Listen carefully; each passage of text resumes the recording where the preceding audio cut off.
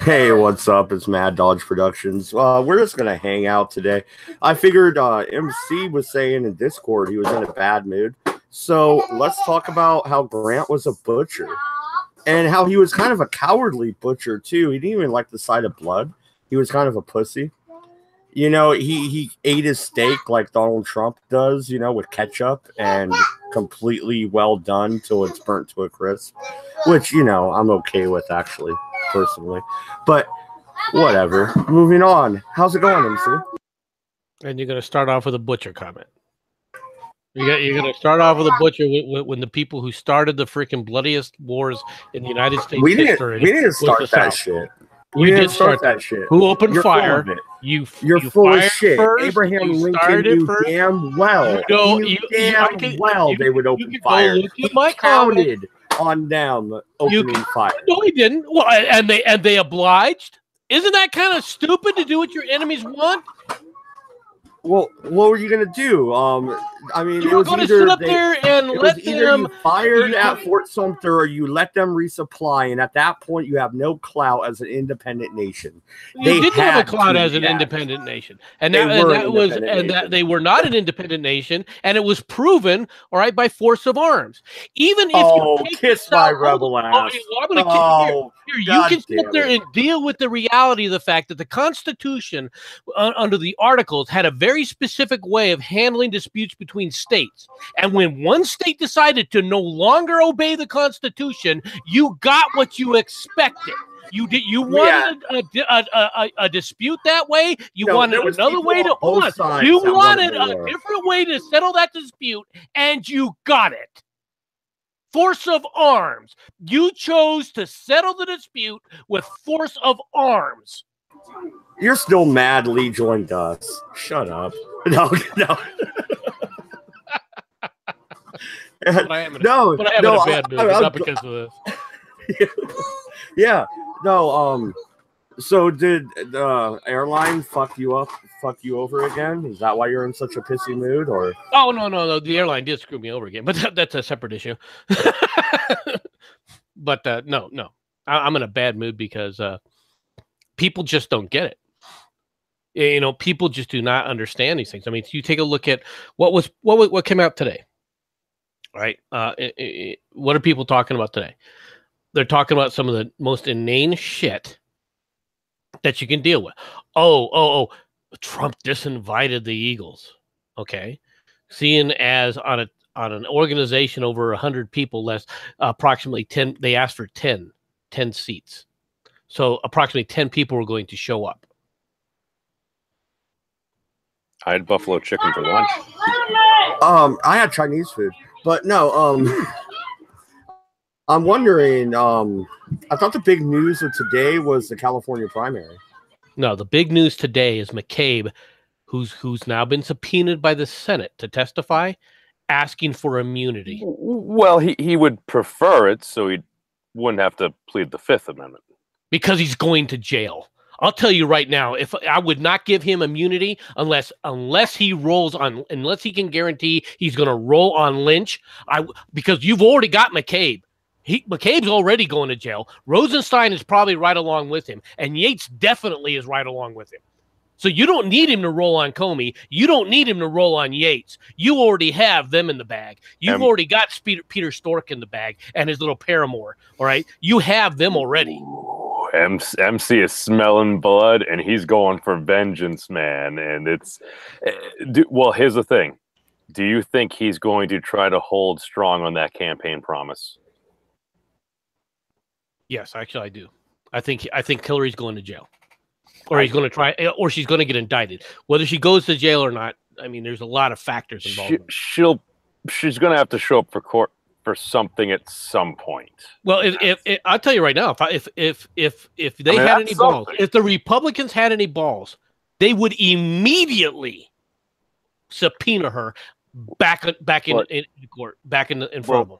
But MC, isn't a lot of it just like mutually assured destruction? Like if a lot of these folks have been in Washington and associated with maybe some unsavory folks over the years, isn't one of those things where there's probably like a hierarchy of, I don't know if we could call them shitlords or That's the stick the head in the sand and the pox on both houses. La la la la la. I don't want to hear it. Oh, what? So, do you think they're going to try to go up the chain? Oh, sorry. Well, no, they are going to try and go up the chain because the chain. Let's be perfectly frank. All right. First of all, the other thing that came out today that no one wants to talk about, all right, is one of those memos talking about lures. Intelligence lures, which meant they were trying to bait the Trump administration. That's a whole different. They must scenario. just like fishing then. No. Well, this is a form that's filled out by the intelligence community. But MC. MC, let's be real. We've been arguing about this shit for going on 6 months now. The FBI has been rotten to the core since it was founded. I mean, really. They were lucky to make it out of the back room of the freaking whatever department they were a part of to begin with. You know, back when they didn't have guns or anything. I mean, this organization is just full of shit, and it always has been. So why are you surprised? This organization hasn't been full of shit like it is right now. See, they have always been political. Look at Martin Luther King Jr. and the files they had on him. I mean, they've always been political. They just hold on a second. You're going to tell me that Martin Luther King? All right, I'm going to be real blunt with you. That Martin Luther King and some of the stuff that he was doing with the communists, what shouldn't have been investigated? That there shouldn't have been an investigation from the people around the people around him. He was causing a stir. Anybody that's causing that much of a stir, it shouldn't matter. He was drawing attention to himself, so they were curious. I mean, like that. I mean, that kind of makes sense. I don't know. Maybe I'm just racist. Did they charge Martin Luther King with anything? Did they out anything with Martin Luther King? No. In fact, you want to know where all that's the what they're doing. From? No, Hoover was holding on to these files and using them as leverage against people. Give me really? a fucking break. Name one. Tell me that wasn't political. Name one. Name one. He had fucking information on the presidents. Name a person he used the files against, and you better bring evidence. No, he didn't have to use them because the leverage alone was enough to get what he wanted out of it. You notice how the FBI funding always went up, right? The FBI funding, a lot of funding went up. In fact, the bureaucracy funding has always gone up as well. Well, I mean, that tends to pretty much always be the case. When's the last time you saw a whole bunch of the departments all of a sudden have their budgets slashed? Well, maybe not until recently, but no partners have their budget slashed. All they've had them is frozen. That's the most anything that's happened. Well, on paper, they're cutting off their expected increase thereby, but creative accounting, they can try to pitch it as, look, we've cut the budget. Okay, so we can lie about it going forward. Congratulations. Well done. No, I thought that's what I thought. Done, just like a politician. No. I thought that's what they always did, though. No, the only people who got away with cutting, with changing those things as cuts. All right, well, I mean, where the press, whenever they were bashing somebody, like when they said that the lunch program for that the Republicans were cutting the lunch program, all right, under Newt Gingrich, where the cut was they weren't going to give it its 10% increase, they were only going to increase it by 5%. Wait, that's why I didn't get my cookie sandwich? That asshole. Wait, no, Gingrich. No, that was 6th grade. Never mind.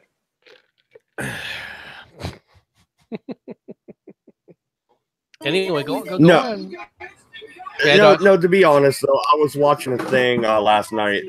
I shared it in Discord, that Natural Born Killers episode about my relative, Pretty Boy Floyd. So maybe I have a little bit of leftover animosity from last night about, how they shot him in the back in an open fucking field unarmed. Yeah, that kind of irritates me a little bit. When they say don't move, you don't move. Fuck them. No, I'm not going to sit here and defend a bank robber. Well, I will. Pretty Boy Floyd was one of the most dangerous freaking criminals, murdering bastards there was. He was a nice guy. He was a nice guy. No, where he was having dinner, he gave her like $20 for a dinner. Like back then, that was a lot of money. And what did he do in one of the banks where he shot the teller just because he thought they were too slow? He did not. No, those were lies. Those were FBI. What? Are we talking the 1800s and 1900s? I thought the FBI has only been around for so long. We're talking about 1934, 1935. I'm going to make a video about Pretty Boy Floyd, actually. I did have a script all written out, but I lost it, so I have to rewrite it. But I will be working on that. You should use a Floyd Mayweather was it screen cap. I'm probably going to be honest. I've been really considering redoing the Gulf of Tonkin thing that I did, and separating it into several different categories, just in the days to try and break it up a bit, so I can go into a bit more detail than I did. Well, let's talk about that a little bit. So the common misconception, in your opinion, would be that it was a false flag, right? Yeah. Well, elaborate a little bit, because from what I've seen, at least, as far as the History Channel is concerned, it was a false flag. Yeah, no, ancient aliens are real. Yeah. What was false about it? Well, Jesse Ventura said so it has to be true. Okay. Jesse Ventura, he would know not about necessarily the bottom line. What was false about it? I'm asking a question. What was false about it? His cat answered. No, okay. So first of all, if you really want to know about the Gulf of Tonkin, I'll talk about it very quickly. Right. First of all, there's several things that were going on simultaneously. All right, and you can't divorce the political considerations at the time because that's all a part of plays into this. Okay, but my biggest problem that I have when people talk about the Gulf of Tonkin is that people look at it, especially in today's society, look at it from today's time frame. The world wasn't like that back then. Okay, technology wasn't like it like people take for granted today. Okay, so one of the things that people say is that, well, there was no attack that happened at all. Well, that is absolutely and provably false. Okay, the North Vietnamese did attack at least on August 2nd. Now, you can argue whether or not an attack took place on August 4th, okay, if you want. All right, you can make an argument there saying, well, we're not really sure what happened for a variety of reasons. All right, and it goes down to misunderstanding technology and how things put together. But August 4th was when the attack supposedly was the second attack. Okay. Now, prior to that, on July 30th, 31st, right, there was a South Vietnamese spoiling attack against the NVA, all right, in one of their border, when they hit one of the North Vietnamese border sites. Radar sites. I'm sorry, I said border site, I meant radar sites. All right. Now, they did that specifically because the NVA was supplying and running raids, all right, down into South Vietnam. And they basically got tired of it, so they turned it for tit for tat, and they were getting tired of it. Okay, so this was that part of the operation. Now, that operation was an operation run by the CIA. All right, it was called Op Plan 34 Alpha. Okay, it was a series of these types of raids. Now, was the U.S. involved? From a planning perspective, we were involved. All right, we did have advisors there that knew about these things that were going on, but no U.S. personnel were involved because they were absolutely prohibited. Interestingly enough, all right, there were South Koreans that were involved. So you already had South Korean commando elements involved in it, although there were only a few, but because it was mainly a South Vietnamese operation. Now, what people confuse then is we also were running intelligence operations like we always do, all right, against the radar signals intel, so we could gather intel on the capabilities of the North Vietnamese signals intelligence, all right, and this was called the DeSoto program, all right. What they did is they had special equipment placed on certain destroyers, all right, to detect radar and other signals from the from the North Vietnamese, and they were on a destroyer. The primary destroyer was the USS Maddox. Okay, now the USS Maddox. I've heard of that name before. The USS Maddox steams into the Gulf of Tonkin on On August 2nd, during daylight, several PT boats, torpedo boats, right, from North Vietnam, attack the Maddox. Now, the Maddox opens fire to try and repel this and calls in air support from the USS Ticonderoga, which does respond. The result of the action is that 3 of the PT boats are damaged. The Maddox takes a small little bullet hole, and one of the aircraft was slightly damaged as well. All right, from this, and 6 North Vietnamese sailors died. There were several that they don't know what happened. All right, so there was missing, but nobody knows the extent of the missing. All right, and nobody knows the extent of the wounded because that wasn't reported. All right. 2 days later, the Maddox returns with the addition of the USS Turner Joy, which is another destroyer, right, to go back to do what they call the DeSoto missions, where once again, they're going across the coast, all right, in international waters, saying, okay, we're trying to pick up the signals to see how the surveillance is going. Okay, they get a message like they did on previously on the 2nd that possible NVA action against them. North Vietnamese, military action against them.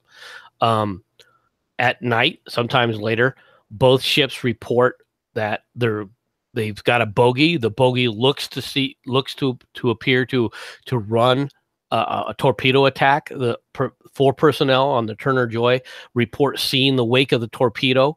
The Turner Joy and the Maddox open fire. All right. Now, there's 2 things to note. This was at night. This was in less than optimal weather. I won't say that the weather was stormy, but it wasn't good weather, right? They report that they're under attack again. The Turner Joy also reports seeing hits on one of the patrol craft, which they believe is sunk, at which point the Ticonderoga, and I've just lost Mad Dodge, the Ticonderoga has sent another patrol aircraft in the area. The aircraft does arrive on station, but can't find any NVA or any patrol boats. While the Maddox and the Turner Joy for the next 3 to 4 hours report constant contacts. Now the seas were somewhat high, and they were turning and maneuvering, very erratically and sharply. From perceived torpedo attacks. It looks as if many of those attacks weren't actually happening. That what they were looking at were reflections from their own wakes, from their heavy turns. All right, but what you have in those in the succeeding hours is you have no reports from the personnel either on the Turner Joy or on the U.S. Maddox. All right, well, aside from the initial reports where they saw a torpedo and the initial support where they report where they saw where the Turner Joy people said they saw hits, right? They see nothing else. Now, once again, this is in the dead of night, so viewing conditions are not optimal. All right. Now, when the attack happened on August 2nd, all right, the United States did not respond at all. All right, mainly because initially no one was thinking, okay, well, this is not a big deal, but then the political fallout started happening. Okay, U.S. has been attacked. Why haven't we responded yet? All right. When on the 4th, they thought they were attacked. All right. Which, like I said, there's evidence that there's an attack, but there's also a lot of conflictory evidence that makes it hard to believe that makes it hard to say for sure with 100% certainty that an attack took place. The 4th, the attack on the 4th, after that, Johnson basically orders a strike against the NVA targets to include mining those bases so that there can't be any more attacks against U.S. ships in international waters. 3 days later, all right, on August 7th, you have the passing of the Gulf of Tonkin resolution. Now, a lot of these revisionist historians look at all this stuff and go, well, everybody knew that that the 4th there wasn't no attack, and they knew all this ahead of time, and blah blah blah. Well, that's a bunch of crap, because technology didn't exist then to collate data like that. You didn't have these streams of data. Furthermore, right, you had several different intel sites. All right. But when they do reports, the reports aren't placed in a computer, which are then instantly pull-upable into some nicely collated, format that they can take a look at all these intel reports to try and analyze it. That's not how these things take place. And in fact, they didn't actually start. A good excuse for a ramp up. It makes a perfect excuse for a ramp up in the region, and for what ultimately became us taking over the French's job in Vietnam. Well, we already had already ramped up. We had already ramped up other things, but you got to remember, this was 1968 or 64 rather. This was an election year. Okay. Johnson was running for election, but you got to remember, a presidential election year is also a congressional election year. Okay. So when they hear about something like this, they're going to be more than the congressmen are going to be more than willing to sit up there and say, okay, well, we need to respond vociferously, especially because during the 1960s, all right, during the 1960 election of JFK, one of JFK's biggest hammering points against Richard Nixon during that time frame was that there was a missile gap and that we were allowing the Russians all sorts of leeway and that we needed to be tougher on the Russians. Well, we always have to be tougher on the Russians. I mean, look at the present day situation. That's all they want to keep talking about is the Russian bullshit. Okay. If I hear the word Russian again, I'm going to fucking off myself. In this case, it was in this case, it was the Soviets. But you've also got to take into the factor that you had the JFK assassination. All right. Now, even after 1964, many people still believe that it was a conspiracy done by either the Cubans, aka the Russian wannabes or Soviet wannabes, or that the Soviets were the ones that actually killed our president, and they wanted blood. All right, so all of this plays into a factor. I mean, there's a lot of things that were going on. The other aspect of this, to be honest, was Johnson never wanted that to be really he never looked at Vietnam, at least not initially, as a major foreign policy issue because his concentration was his Great Society. In fact, he had been pushing his Great Society and his Great Society programs through Congress. I think at this present moment in time, the most pressing question I have is, why haven't we clipped any of this shit of MC just going off and just done like history time with MC, insert topic here? Well, no. Did you catch the beginning of the show? I went right at him with Grant being a fucking self-righteous piece of shit butcher who was also a corrupt president, by the way. He was not a corrupt president. He was a corrupt president. Hey, he wasn't. Don't be hating on the general. He wouldn't have sit up there and put those guys in jail instead. May not be General Gao, but he's still a general. Hello, boys. Hashtag not all Russians. I know Putin didn't tell me to say that. They weren't Russian, Soviet Union, but that's a separate. Well, actually, Voice of One had a good point here in the side chat. The Gulf of Tonkin incident is the reason rum was banned from all ships. What the fuck? Okay, what? That is a travesty. Like, you can't have rum. I mean, where's the rum? Give me a break. They threw away the rum. That's horrific. Hey, I'm better. What the heck are you eating? Because it sounds like you're like eating glass. Oh, cherry ripes. Yeah, he's Australian. They do that all the time. What is it? It sounds delicious. Cherry ripes. Yeah, it's like cherry coconut with dark chocolate around the top of it. Around it, it's like the chocolate bars. It's so much better than the Pop-Tarts I just ate. But they're little fun-sized ones. I've got fucking what do they call them? Fucking shortbread biscuits too, proper Scottish ones as well. Hey, laddie. Those are like wafery, sugary crackers, right? Nah, they're sort of like a sugar cookie, but without the cookie, made with more butter. Just one question, I'm better. Are they real butter? Because if they're not real butter, they don't they're count. Walkers. Oh, good. I have no idea what the word just came out of your mouth, but whatever it is, they sound delicious. But I still think we should do the food argument stream. Yeah, it's Walkers. As in like Johnny Walkers. Oh, I was thinking spiders. Okay, so You know. there was one story out today that I thought was interesting. So I don't know how to feel about this. I am normally against swatting in all occasions, but this time it was David Hogg. So a part of me laughed. No, dude, not cool, man. Is everyone okay? No, it's like this. I can tell you right now. There was no one at home, and he and his mother were in Washington. He set this up himself. Period. Because let's be honest, in the last month or so, he has completely disappeared, and all of a sudden, he's back into the spotlight again.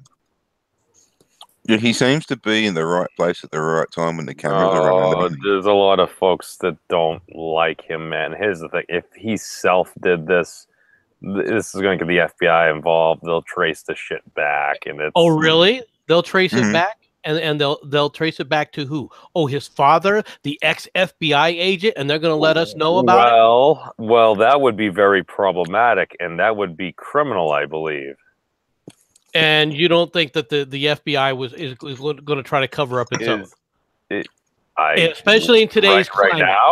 Right now, I don't know, MC. There seems to be a lot of eyes on them. It seems to be harder and harder to they still seem to be covering themselves up, don't they? You still don't see them sitting there coming out and going full bore against McCabe.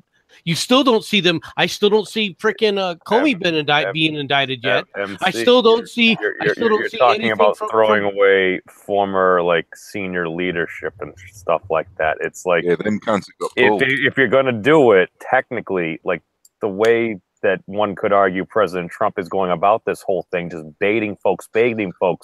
Like the ultimate defense is the truth, and like if President Trump himself didn't do anything, he's just goading folks into making mistakes and stuff like that. It's just this thing just keeps on seeming to unwind. I mean, it's not all that surprising, but it's getting very ugly, man. If it's just mistakes, like you say, then at some point the baiting wouldn't work because you'd go, you know what, we got to really snap down on this and fix this problem. Instead, what you see them is still circling the wagons, don't you?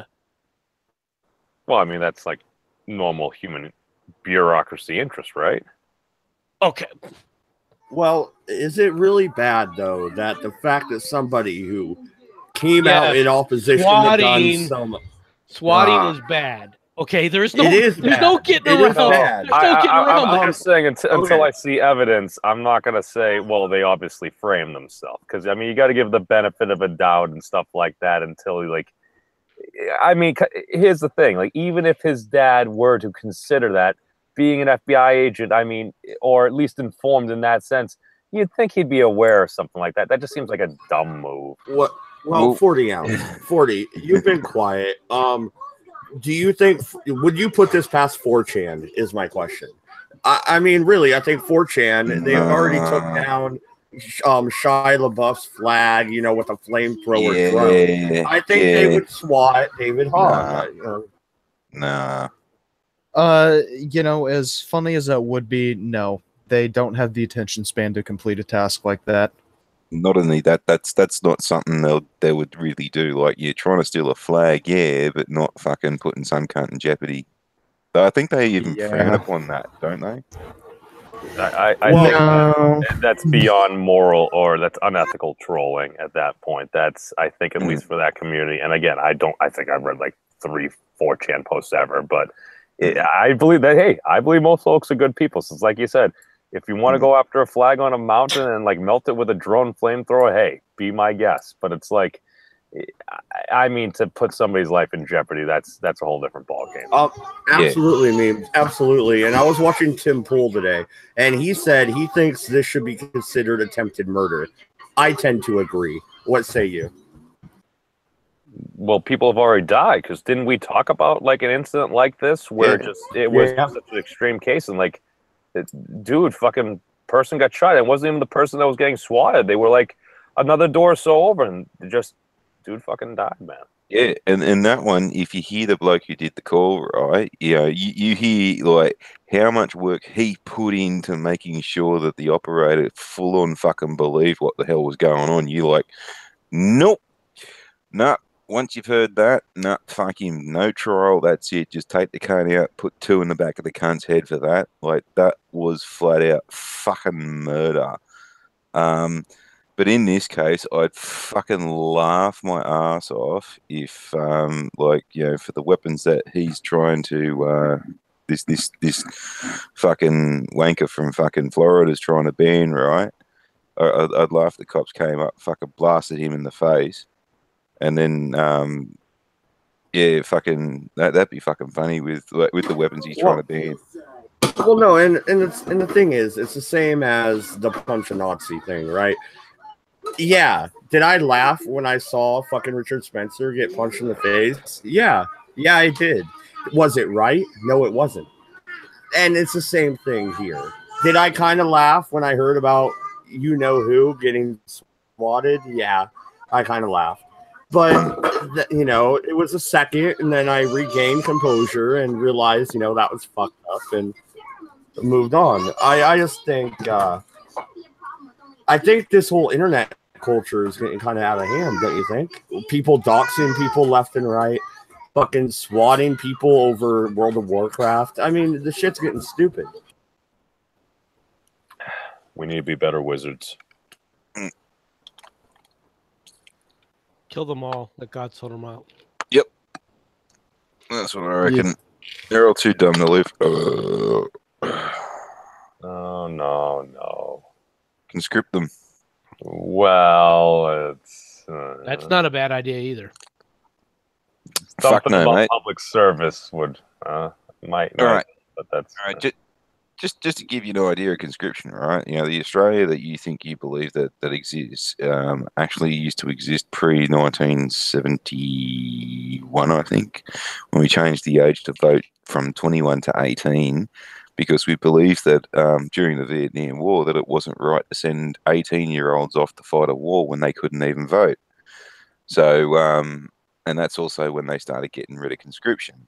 Now, prior to that, we had good jobs, we had great people, we had friendly people. The place had hardly any crime. We didn't have really organised crime or fucking heaps of thugs in the streets. There weren't really any no-go zones in the place where there are now. And you could actually leave your door open at night while you slept and without fear of fucking people walking in and shit.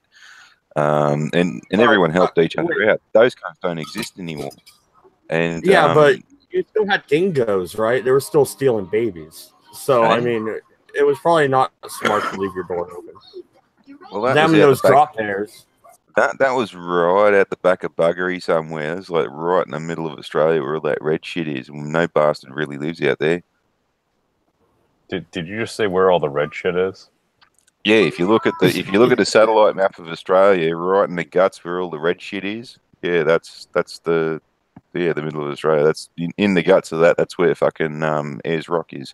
And no, I'm not calling it Uluru. The Abos had all the chance in the world to call it fucking Uluru in the last 220 something fucking years. If they wanted fucking Uluru called Uluru, they should have fucking fought for it back when we started calling the cunt Ayers Rock. Isn't that what we call the outback? I'm so confused.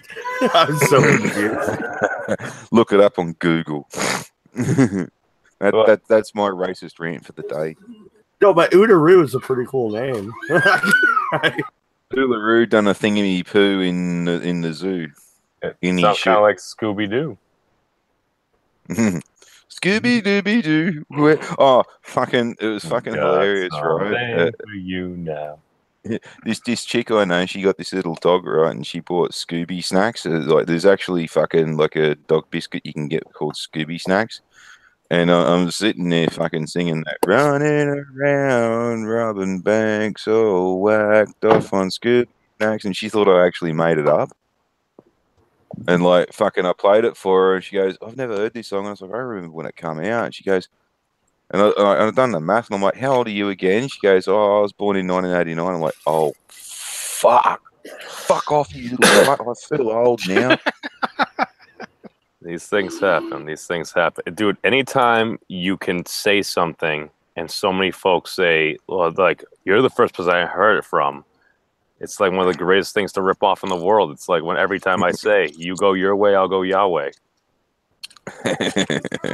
Well, That's for I was just looking at the chat and define ethical trolling. So, what would you define ethical trolling as panel? I mean, I don't Very know. simple. Ethical trolling, I don't know. See, I only troll fucking 9/11 truthers and conspiracy theorists, so it usually just devolves into shit talking and name calling and all that kind of stuff in quick succession. So I just usually roll up my sleeves and get down in the gunner with them. Well, what's ethical about harassing people, even if they're dumb? Well, you know, Well, the attacking mainstream their media ideas, is right? pretty dumb. The mainstream Okay. media is pretty dumb, and you won't stop harassing them, MC. Like every I thought- fucking day, I check my Twitter. I'm like, oh, MC's hollering at the CNN people again. I thought, I don't often send something against CNN. Get it right. My main thing is Washington Post, and I will continue to attack the Washington Post for being fake news. That's not trolling. Okay, I am calling them out on their bull crap. That's not the same thing as just trolling them to get a rise out of them. I thought for a second there, Matt, Dodge, you said something about India and trolling, and I thought, what? Yeah, you're talking about fucking telemarketers or something. I thought you were saying that there were like caves where trolls lived underneath India. No, don't judge unless you've had to be a telemarketer, and I have, and it sucks. That is the worst job Did ever. you have to learn the accent? Oh. No, I didn't. Hello, this is Matt Dodge from your telecom provider. I'm ringing to provide you with My providings that your provider is not providing you at the right. providings moment. And I'm here to help you with your IT problem. What is your issue, sir or ma'am? This is why we don't have a poo anymore. Yo, So what do you do when you need to take a shit then? yo, that was actually like really fucking good, dude. I know. No, not you, memes. Oh. The Australian guy. Sorry, I don't know your name. Just call I'm me better than Farty. you? No, just call me Farty? Farty. Yeah, like I didn't really put much thought into the name. You're like Farty Bum Shitstick or something like that, right? Yeah. Farty. It's a Farty von Bumstink. Oh, there we go. Farty von Bumstink. Dude, that was a fucking amazing Indian accent, I have to say. Oh yes, we have very, very much experience out here with the curry munchers, especially in our service stations. They're the only ones who will work for $3 an hour and will be held up every night. Or maybe They are very, very, very brave men, and they're also wearing their diaper already. So when they shit themselves, I hear with a the gun in their future of the face. British Empire within that accent. Hey? or Well- I'm better than you is actually Indian, and he's putting on an Australian accent. He's doing a hell of a job of that too. Well, actually, laddie, I'm a bit Scottish, really. No, don't go there. Why- Oh, Why not? voice. I MC. have good news. I have good news. I really am as Native American as Elizabeth Warren, and in his replacement, I believe I am now Scottish. Well, MC, check the side chat. There's a question for you in general chat. So if you want to answer that one. Okay. Yeah, there was a report that in the ICE camps, all right, that there was possible sex trafficking and children trafficking going on. The ICE Wait, what? agents in the ICE camps, What? Oh, the like where they detain the. Okay, I see. Sorry. in the immigration camps, You Yeah, mean where yeah. they lost the children? where they're supposedly sold or selling children. At the ICE camps. Yes. Someone tell Angelina Jolie she'll rescue them all. All right. But they've gone through, there's been several investigations, and so far there's been no evidence, or they claim to have found absolutely no evidence of that going on. Who the fuck is selling children? The immigrants. What? Yeah, the immigrants that Well, come across the border. It was an It's not immigration. necessarily- Oh, wait. Oh no, I thought you were Wait, talking about like. Is it selling like into slavery, or is it like indentured servitude? Not that there's much of a difference. Basically, everything selling children into sex trafficking. Okay, because the only reason I ask is because the coyotes bringing people over, even from China and stuff. Like that's what they do is they ship you over, and then you have to work for them for a certain amount of time. You trying to out fucking do our bloody dingoes or something like that? Your coyotes are fucking pathetic. Get over it.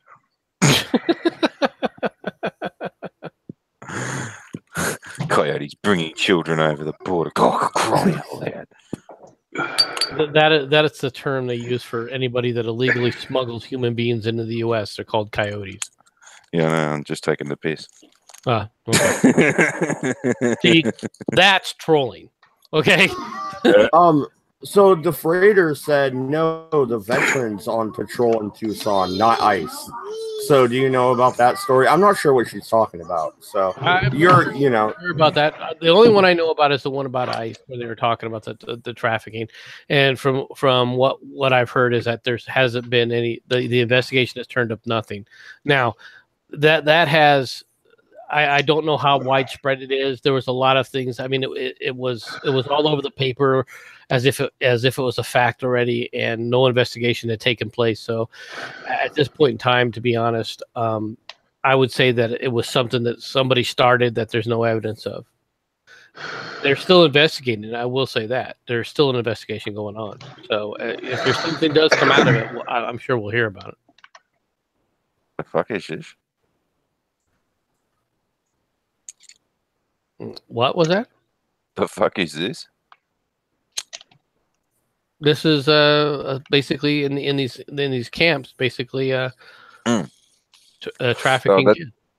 Yeah, don't worry. Sorry, I got the fucking attention span of a bloody goldfish and the memory of a fucking 2 bob watch nowadays. Yeah, welcome to all of us. Age gets to all of us. I'm old. Get off my lawn. There, that's for you, Wolf. Get off my lawn. Oh my fucking god. Okay, so what was the next thing you wanted to talk about, Mad Dodge? I don't know. My whole aim was just to irritate you more, and we opened up with that. So I'm out of ideas now. So whatever. You want to irritate me more? They don't want to hear us argue about the Civil War for 5 hours. We'll wait to do that. Okay. Round the hill, and then I'll get them blackies back to work. Yep. What was that? Your best Bill Cosby impression? Julep and some pudding pop. Here, darling, have this drink. It's the world's Yes. Valerie Jarrett is like somebody who was a cross between a Muslim jihadi and a Planet of the Apes. So what do? You scream, you yell, you cry racism, and then you replace Roseanne with Cosby Show. Yeah, that was a good move by ABC. Well done, well thought out. Let's take somebody that you claim was making a racist statement, which I can see why you could call that racist, okay? Because it was pretty racist. All right, no, and you say that's absolutely horrible. But a guy that's convicted of raping multiple women, no problem. We'll put him on instead. No, well, you see, she was talking about one person. And if I looked at you and said that, like, well, what do you look like, really? Like, what are you, white? Yeah, I'm white. All right, what color hair you got? Brownish black. Black. All right. If I call you Blackhead, what is every person with fucking black hair going to go, oh, my God, he called me Blackhead. Oh, fucking blackheadist, oh, you blackheadist, you, oh, get fucked, the lawyer. You know, Well, they were irritated. No. The point is, I said that to you. Not every cunt with fucking black hair out there under the bloody sun. There's the same thing with this one. This particular Sheila looks like an actress made up from fucking Planet of the Apes, and I thought she actually looked better like the original, not the new one, which they compared it to on the news, anyways. But like, you know, like that was her. Not every fucking black fella. She didn't say black fellas look like fucking apes and gorillas and orangutans and fucking baboons and all this kind of shit. She never said that. She just is one fucking person. Now, how is that racist? When she does.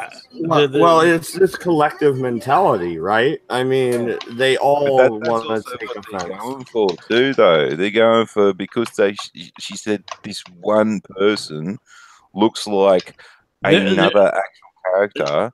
There were histories of racial comments that have been made in U.S. history that reference blah blah. Well, yeah, no, the references were not to fucking Planet of the Apes, sir. Give me a fucking break. Yeah, I know. It'd be someone like saying that, like, you know, the thing that used to happen commonly when I was younger was that, like, I'd be sitting in a pub and then, like, on a Friday night or something like that, some pissed cunt come up and just chuck a beer under me snout and just pat me on the back and say, "Oh, great game, fella." And I'm like, "Huh?" And they go, "You're such and such, such and such." And I'm like, I never remember the bloody name. I'm like, who the fuck's that? And I go, you're the footballer, such and such, such and such. And I'm like, no. Oh, he had a great game. Oh, well, fuck it. Oh, you look a lot like him. He's a biff anyway. Man, fucking sick, man. Fucking thanks. You know, like I look a lot like fucking this fucking footballer, and you know, like, eh? Well, I think the thing is, though, it was a stupid joke. Yeah, it was dumb, especially somebody where she was already in the spotlight. They already wanted that show taken away. They were looking for any fucking excuse. She walked right into it. It was her bad. But, I mean, the fact remains, though, she made a comparison between a movie character and a person, not all apes and all black people. I mean, I don't know. Well, I might have hated that fucking football player. Like, you know, I could have been very militantly hating against that football player. But, like, are all people who look like me football players? No. So I'm a fucking drunk. Did they say you look like The Thing or Freddy Krueger or a character from Planet of the Apes? Here's a joke that probably only one of you might get. And I'm betting I know who it might be. All right, Donald Trump, fucking Snow White, and fucking Quasimodo, the Hunchback. They were sitting around, and you know, Donald Trump says, "Oh, I think I'm the richest person in the world. I'll go see the Wizard of Oz tomorrow and see if I am." And bloody Snow White says, "Oh, I think I'm the prettiest woman in the world, and I think I'll go to the Wizard of Oz tomorrow and see if I am." And Quasimodo thinks or says, "Yeah, I think I'm the ugliest person in the world. I'll go to the Wizard of Oz and see if I am." Anyway, they go to the Wizard of Oz, and you know, Donald Trump comes out. And he's like, "Yep, I am the richest person in the world. Whoa, yay!" And fucking Snow White comes out and she goes, "Yep, I am the richest person in the world. I mean, the most prettiest girl in the world. Yay!" And fucking Quasimodo comes out with a very confused look on his face and goes, who the fucking fuck is Camilla Parker Bowles?"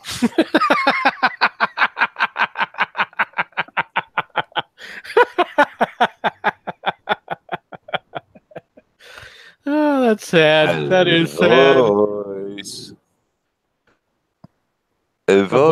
is getting a thing.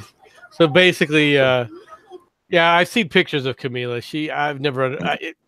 That made me think that the whole royal family has got to be a bunch of insanity. Yeah, at least Charles, he when he fell out of the tree, he hit his head one too many times. Oh no! When he was having the affair with her, we were calling her Camilla Park Your Balls. I just, well, first of all, she was married at the time, and you're like, what were you taking one for the team? Did her husband freaking pay you? What? No. He was fucking her while Diana was still going. No, I know, but that's but that was my point. I mean, she was, and Camila was married at the time, right? So you got to wonder what the hell. First of all, how did she get somebody to marry him? Oh, I mean, fucking! She was actually an alright sort back in the day. Was she? I've only seen pictures of her after the fact, but she was. Yeah, she didn't age well. Oh boy, didn't she age fucking well?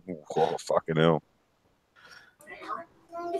So, I mean, what do you guys think about this, like, revisionist history? You know, Kevin Spacey fucked up, so now they're removing him through all of House of Cards or whatever. Are they just going to start deleting the history because somebody messed up when they're older? Or whatever got caught finally? Well, okay. How the fuck are they doing that? Hold on a second. Let's be real specific here. Kevin Spacey has been convicted of anything? Has he been indicted for anything? No, but he's been deleted from fucking history practically. Okay. I mean, isn't that a problem? He was accused of what exactly was Kevin Spacey accused of? I don't know. Didn't he try to make second base? Yeah, no. He was the one where he was on some movie or some shit like that. And it was one of the actors from 2.5 Men or fucking something like that. He ends up playing some gay cunt on TV anyways. And I think he is fucking gay. But like him and Spacey got locked in a room together after a fucking party, and Spacey was drunk, and the kid turned around. The next thing you know, I think he was like 16, 18, something like that. I think he was old enough, but like fucking still pretty young in comparison. Oh no, you're right. You're right. That's when he went with I've always been gay argument, right? Yeah, like he came out and that was his defense. That's weird. Yeah. Anyway, so like, this kid turns around, and the next thing you know, there's Kevin Spacey on the bed with his cock flopped out, having a tug, going, "Come here, son." And the kid's like, well, I'm near the door, but I think I'll go over and suck on that juicy doodle. Anyway. And was that reported? And was that reported at the time? Eh? Well, that no, part it was wasn't. reported like 20 years later or something. Yeah, right? That's what they're doing now. Yeah, it's 30 years later. 30 years later, I'll come back and say that I still got a pube stuck in my teeth because I don't brush my teeth. There's one thing to sit up there and level accusations of this kind of behavior. All right, and another thing of saying, okay, where's the evidence? And 20 years later to come out and say, well, something was wrong here. I'm sorry, but where's the evidence? Too bad, so sad. Yeah, you should have said some shit at the time. Hold that thought. I'll be back in a sec with a bees. I'm not saying it justifies the activity, but how am I supposed to believe it? Well, no, and my thing is the revisionist history. It's like 1984 everywhere now. Like, it's getting insane. Actually, I do have a reason, because the actor involved didn't really get very far in Hollywood, and we had a young Sheila who my cousin used to go to school with in a small TV show called Hey Dad in Australia. She's recently gone the head character for sexual assault during that show. Now it's been about 25 fucking years since that show, and it was about 30 years since she's been on it. And she was a complete cunt when she was a kid. And I don't believe that fucking her temperament and all that would have kept that quiet at that time. But it's like 30 years later, she's over in either London or Los Angeles, and of course her career is fucking gone absolutely bloody nowhere, but the other bloke's career has. And surprise, surprise, 25, 30 years later, oh, when I was a kid, he did. So the poor cunt, I reckon, and of course she did it in front of fucking social fucking media before the cunt went anywhere near court. So everyone pinned him as guilty before being heard, and now the poor cunt's in jail. I call him a poor cunt. I don't side with him. Yeah, sure as shit, he might have bloody done it. We don't know that anymore because it wasn't put through court first, and he didn't get his fair go. Right, and that's my problem with this stuff. It's not that I don't necessarily think that such a thing is, and Mad Dodge, you're right about. So let's say that he may have done something like that. Does that mean that he shouldn't be? All of his movies and everything should be immediately erased or anything? Now, I will say. I will. Yeah, no, I mean, guilty, innocent until proven guilty. That's your. No, even if you're guilty, like I still thought OJ should sit in that jail cell for murder, but he should have that Heisman Trophy. What you do doesn't erase what you did. You get what I'm saying? So it'd be like, what if you found out Beethoven was a sick fucker? He still wrote what he wrote. But in this case specifically, okay. Them erasing him from these films has everything to do with what I've said before, which is he's an entertainer. And if the entertainment value of having Kevin Spacey in that film, all right, is damaging that film, I can see them doing it. All right, because they've erased, him associated with it is lowering the value of that film. So that's why they're erasing him from it. I can understand it from that standpoint, all right, because he's an entertainer. No, I think it's the same issue. Like when they were going back to the 30s fucking black and white movies and erasing all the cigarettes from it. I mean, the shit is fucking retarded. All right? I mean, come on. I don't think it's that. I really don't. I think it has more to do with the fact that they're trying to change the entertainment value. And the entertainment value of these other films, all right, are affected because he was a part of it. Is an actor an artist? If he is, then his work is his art, and therefore you erasing it from history is. You're not erasing it from history. You're erasing that section of the art to make it so that it can sell it, because it's not just his art. The fuck was that? I have no freaking clue, and I'm afraid to ask.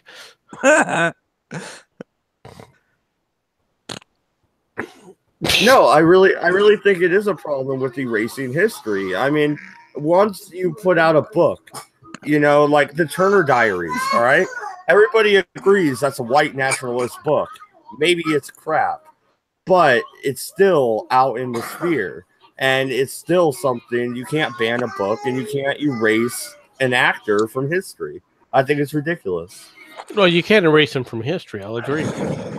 I'm just talking about, I mean, if you're trying to change it as or increase the entertainment value by rechanging his parts and redoing his parts.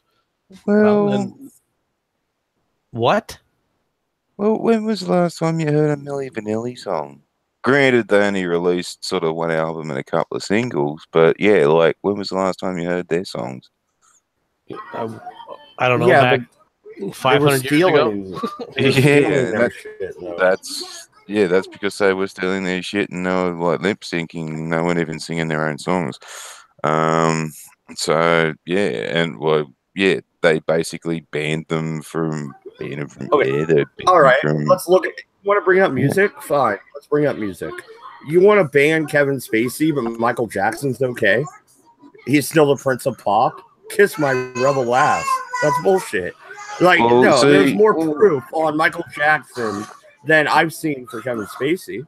Yeah, but see, Michael Jackson has his own production staff and gear and blah, blah, blah, and ability to go on tour and all that kind of stuff. Kevin Spacey's kind of at the mercy of the studios. Well, I mean, Michael Jackson's dead now. But anyway, other than that, he did have all that. You're right. Okay, but what difference does that make? Right? The fact that all that stuff was known, and he was going on tour, and there were people that were negatively affected by that wouldn't go watch his shows. All right. Yeah, but billions will, or before millions and millions will other. But like the point is that Michael Jackson had the ability of going off and being self-employed, so to speak, whereas Kevin Spacey is at the mercy of employers. I'm sorry, but that doesn't wash nowadays, because nowadays, in order to make a film, costs how much money? You can do it on the internet. We're doing it. We're creating a video right now. Well, that's correct. That's correct. Yeah. Well, yeah. Well, doing it on YouTube nowadays isn't really that much cost effective, unless you do Well, something as good as that fucking Cobra Kai. okay, but I mean, production is production and everything. You can increase quality by doing several different things. But what I'm trying to point out is the cost of these things. The reason that studios, the reason that books, the reason that music, okay, used to have these long-term copyrights was simply because the risk it took to get a hit, okay, was significant due to distribution, because the cost of distribution was astronomical. Nowadays, the cost of distribution is a few electrons, and you can go worldwide. So the risk isn't there anymore. And of course, this is gonna have an effect across the industry. You're not going to see these massive paydays that you saw. I mean, the day of the big Hollywood mogul and all the big budget studios, you're already seeing that take hit after hit. And the reason is because distribution costs are so inexpensive nowadays. All right. Yes, you will still have people that'll make a lot of money doing this kind of stuff, because art is art and people enjoy art. And if you put out good art, it's always in demand. All right. Yeah. Regardless of whether or not, the situation is. Art is really is one of those things that is in many ways recession proof. All right. Because the super rich will always want art. All right. Now, the quality of that art and everything, it better be a pretty high quality nowadays. All right. So if you're going to be an actor, the days of getting acting movies and that's where you're going to make the money. I mean, they're going to have to go back to the old days of doing acting on stage now in order to make money. Same thing with music artists. If they want to make their money, they're not going to make money on records anymore. They're going to have to make money going on tour and going and doing concerts. And at the concerts, they'll make money. Yeah. Yeah, well, you're right about all of that. And even Jeremy Clarkson from Top Gear made mention of that, in an interview I saw where he said that the reason why they were on Amazon is because everyone's getting their media by digital nowadays, where it be either on the internet or via cable, or one of these alternate sources like Netflix or Amazon, and that's where the audience is going. It's not going to DVDs or videos or anything like that, or Blu-ray anymore. It's they're still selling, but nowhere near as much. When they can DVR it and all this kind of stuff. I've heard that argument from a couple of other people too, and I've had this argument for fucking bloody about 15 years now. When my mate had a DVD store, is that if they won't release some DVDs in Australia, then what's the fucking harm in fucking downloading those off the net? Because, well, if they're not releasing them in Australia, it's not like they're going to lose some revenue from us if we watch it illegally. Or off the net and download it or live stream it if we could. Back in the days when if we could do that, when it used to take 15 fucking years to download a fucking half-hour bloody episode or something. But yeah, fucking fucking where was it going with that? Oh shit. Yeah, the cost of distribution is almost nil now, and so the risk, the just like inventors, and I don't know about laws in Australia, but in the United States, you can get a patent for 7 years, and then on a device, you invent something, you get a patent on it, so you have exclusivity of it for 7 years, and then you can apply, depending upon the situation, you can apply for another 7 years. After that, though, anybody can produce the same item. Now, you don't have to tell people how you produced it, which is what the the pill manufacturers do. All right, but what ends up happening, of course, is people will, you know, do spectrum analysis on the pill and say, okay, this is what's in it, and they'll just, you know, make their own. All right, but it isn't necessarily the off brands aren't necessarily as good as the generics for a variety of other reasons, but the initial patent lasts just a few years, just a decade and a half at most, right? Whereas with freaking copyrights, you know, that stuff was for what, 99 years, and the reason for that is because it used to have the cost of what it took to distribute it, to build, you know, make a book, sell the book, transport the book. All of that was so prohibitive. All right, for a book that may or may never sell, for sheets of music that may never sell, even the cost of creating a record. Now, let's be honest, that stuff started going down earlier than you know, books and stuff, because the internet came after, you know, audio tape and shit like that was slowly starting to replace it. But the laws have yet to catch up with that. The laws have yet to be fixed that rectify or recognize the fact that, yeah, we live in a different age now. There's no reason why somebody's music or somebody's program, why they should have rights to it forever. Not when you're doing the same. Not when you're taking that right away from inventors. They don't get to keep it forever. So why does somebody that designs a program? Well, part of my thought is, take for instance, there's a British show called QI. It stands for Quite Interesting. It's a panel show where it's partly comedy, partly quiz show, and in Australia, the annoying part about all the other options other than the internet is that, yeah, it's on cable. It's on 3 different channels on cable. It's on 2 different channels on free to air or commercial TV. So it's getting paid for in this country 5 fucking times, whether I watch it or not. Who gives a rat's ass what fucking order I watch it in? Because none of them are playing the latest season, and none of them are playing any of the episodes in any particular order of any particular bloody season. So you can't just fucking follow it from A to wherever it is right now, but you can on the internet. So, like I said, it's been paid for 5 fucking times, whether I watch it or not.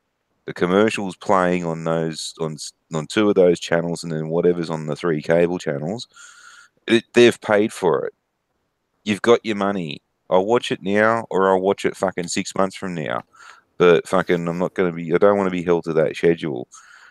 So yeah, that's where I stand with copyrights for things like that. You know, where it's on cable and it's on your free to air and all that. The commercials have already paid for it. Fuck you. I haven't watched it yet, but I'll watch it later. I'll watch it now, and then you can play it on TV. Well, there you go. I think I've scared off another one. Now we're down to just the 3 of us, and Mad Dodge is just like, I'm listening to all of it. Well, no, I don't think that the intellectual property and actual inventions should necessarily be separated either. I kind of agree with you there, MC. You don't kind of agree. You have to either agree or you don't agree. I agree. There's no middle ground here. Damn, you're in a bad mood today, man. Get off my lawn. I am in a bad freaking mood. I got into a little Twitter spat with somebody who stood up there and didn't think that Lewinsky did anything. You know, she paid her price. She didn't pay her price. She didn't go to jail. Did she get a shot in the mouth? I mean, I think she paid her price. No, I'm kidding. Once again, hey, she's all about sex. It's not about the criminal activity. Just let the criminal go because, well, she's just a perverted freaking freak job. So no reason to send her to jail, regardless of what criminal activity she was involved in. Well, by the looks of the forensic evidence, it looks like she spat back in his eye anyway. She sat up there and kept it on a dress, and then was bragging about it. I mean, she's a twisted individual to begin with. Yeah, right? she was. Well, that was weird. Yeah, she must have wore that on her dress for the rest of the day till she got home. Oh no, she put it away and especially kept it because she didn't take it to get washed. because she wanted to save it as a souvenir. Dirty slut. which would have been all it would have been if when she was under oath, she wouldn't have lied, and then wouldn't have gone with the president to try and get other people to lie for them with other activities, such as seeing Kathleen Willey coming out of the office all disheveled after he assaulted her there. But no. It's all about it. Consensual sex. There was nothing really that happened, right? Slick Willie's Dirty Willie, fucking Where's Wally's fucking Bolly, fucking Wally. Once again, don't get me wrong about some of this stuff. First of all, the whole reason this all took place was because of a 9-0 ruling by the Supreme Court, which made the ridiculous assertion that a president of the United States getting sued while he's president of the United States, that it wasn't going to affect his office at all or his job as president. That's just absolutely insane. All right, that was a horrible ruling. All right, but guess what? It was a ruling by the Supreme Court, and you got to go by the ruling. But he then went out of his way to obstruct justice. He then lied. He lied under oath, obstructed justice, instructed other people to lie under oath. All right, all of this is on tape. It's all provable. Okay. Furthermore, all right, what he decided to do was then go after anybody that helped the prosecution. He tried to destroy them by illegally leaking things like their Pentagon records and things like that, the investigation records. All right. This was just a bad dude all the way around. And yet the press, as corrupt as it became and as corrupt as it is today, it all goes back to Bill Clinton and how they covered the criminal activities of Bill Clinton. Yeah, I know. And his wife is fucking worse. Well, his wife was part of the cabal to freaking destroy anybody that went against them. Oh, it's all a vast right-wing conspiracy. Sends freaking Carville out there to come make comments like, well, if you freaking drag a $100 bill in a trailer park, this is what you get. All right. And the media let them say this on national television time and time again. All right. Never question them. Never sit up there and said anything. And in fact, the whole thing with Monica Lewinsky, the press had it for months. Were sitting on it because they didn't want it outed. All right, for months to prevent it from coming out. When the guy stood up there and said, "I've had enough. My story's not getting out here. I'll go to alternative media." And that's the only reason it came out, was because of the alternative media. And they wrote the story. The alternative media wrote the story not as an attack on Bill Clinton, all right, not as an attack on Lewinsky. They did it as an attack on the mainstream media because they had been holding this evidence, specifically CBS and NBC. Yeah, but the thing is, though, I do agree with Farty. Like, Hillary was really the bully in this situation. And I believe it was more because she didn't want the stigma of being cheated on, and she had her own political ambitions, obviously. Yeah, have you lot heard of a Sheila called Julia Gillard yet? Who? Julia Gillard. Julia Gillard? Yeah. That doesn't ring a bell. All right, so you haven't heard about fucking our I'm kind of refraining from calling her our ex-prime minister. She wasn't really elected. She was appointed twice. Okay. And she's now currently touring. Like, she was our worst prime minister. She was so bad, right? This is how bad this fucking Sheila was, right? We had Kevin Rudd as our prime minister. He was bad, so we fucked him off. Like she stabbed him in the back and took his place. So she was appointed by her staff there. And then we had an election where we had one bloke called bloody Tony Oakeshott, who said he was going national, which was siding with Liberals. Bloody Gillard was Labor, right? The communist pretty much. And Oakeshott said, yep, I'll side with the Liberals. So a whole bunch of cunts voted for him, and at the last minute he goes, I need to think for a week. And we're like, oh, you fuck, don't don't you fucking you're gonna do it. You're gonna fucking arch. And he's like, no, I'm mulling it over. So you're fucking gonna do it, aren't you? No, it's a surprise. Don't worry. I'm thinking. You're fucking, you dirty little cunt. You're fucking gonna do it, aren't you? I think I'll go with Gillard. You fucking asshole. We fucking knew it. No, you didn't. Yes, we did. You fucking dirty cunt. You're fucking.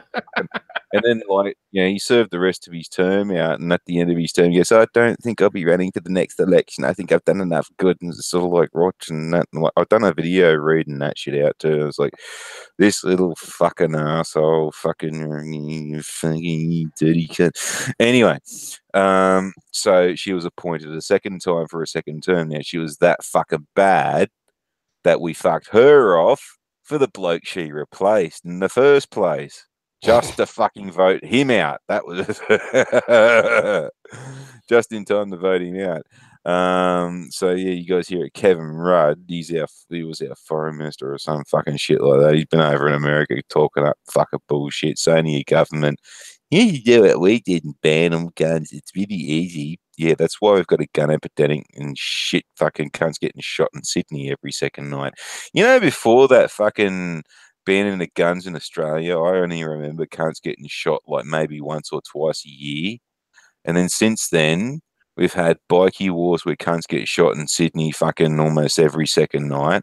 We've got other cunts fucking shooting each other for fucking bullshit. We've got Lebanese fucking crime gangs using bloody homemade bloody machine guns in the bloody place. We never had any of this shit before everybody else had fucking guns because they didn't know which house across the street to fucking shoot back. Where the hell? That's what happens when you give up your guns. Yeah, well, where the hell were we before I started on the gun tirade? I know. Where were you? I have no idea. I stuffed away, but I was going on a rant about freaking Hillary. Oh yeah, that's right, Julia Gillard. Oh, that's it. Yeah. Well, Julia Gillard, she pretty much everything we've done, we've pretty much undone. Some of the things are under investigation and everything. But anyway, buddy, she's now touring with fucking Hillary Clinton, and Hillary idolized Gillard, which is a fucking scary thought when you consider it, because then that meant that fucking bloody Julia Gillard was in the year of the fucking menopausal slag in charge of the fucking football. Oh no, Julia was a clusterfuck, that bitch. Yeah, no. Now they're touring, giving speeches together. Oh shit. Yeah, that's where Gillard. Hillary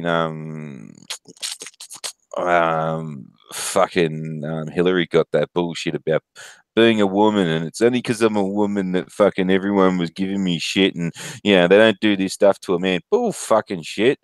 They do it to every fucking person, whether you got tits or a bloody dick. Take a look at what happened to Margaret Thatcher and the crap. Now, don't get me wrong. I'm not saying that she didn't earn some of that. All right. Mm-hmm. But you didn't hear her ever freaking complain saying the only reason I'm getting a raft of shit is because I got a vagina.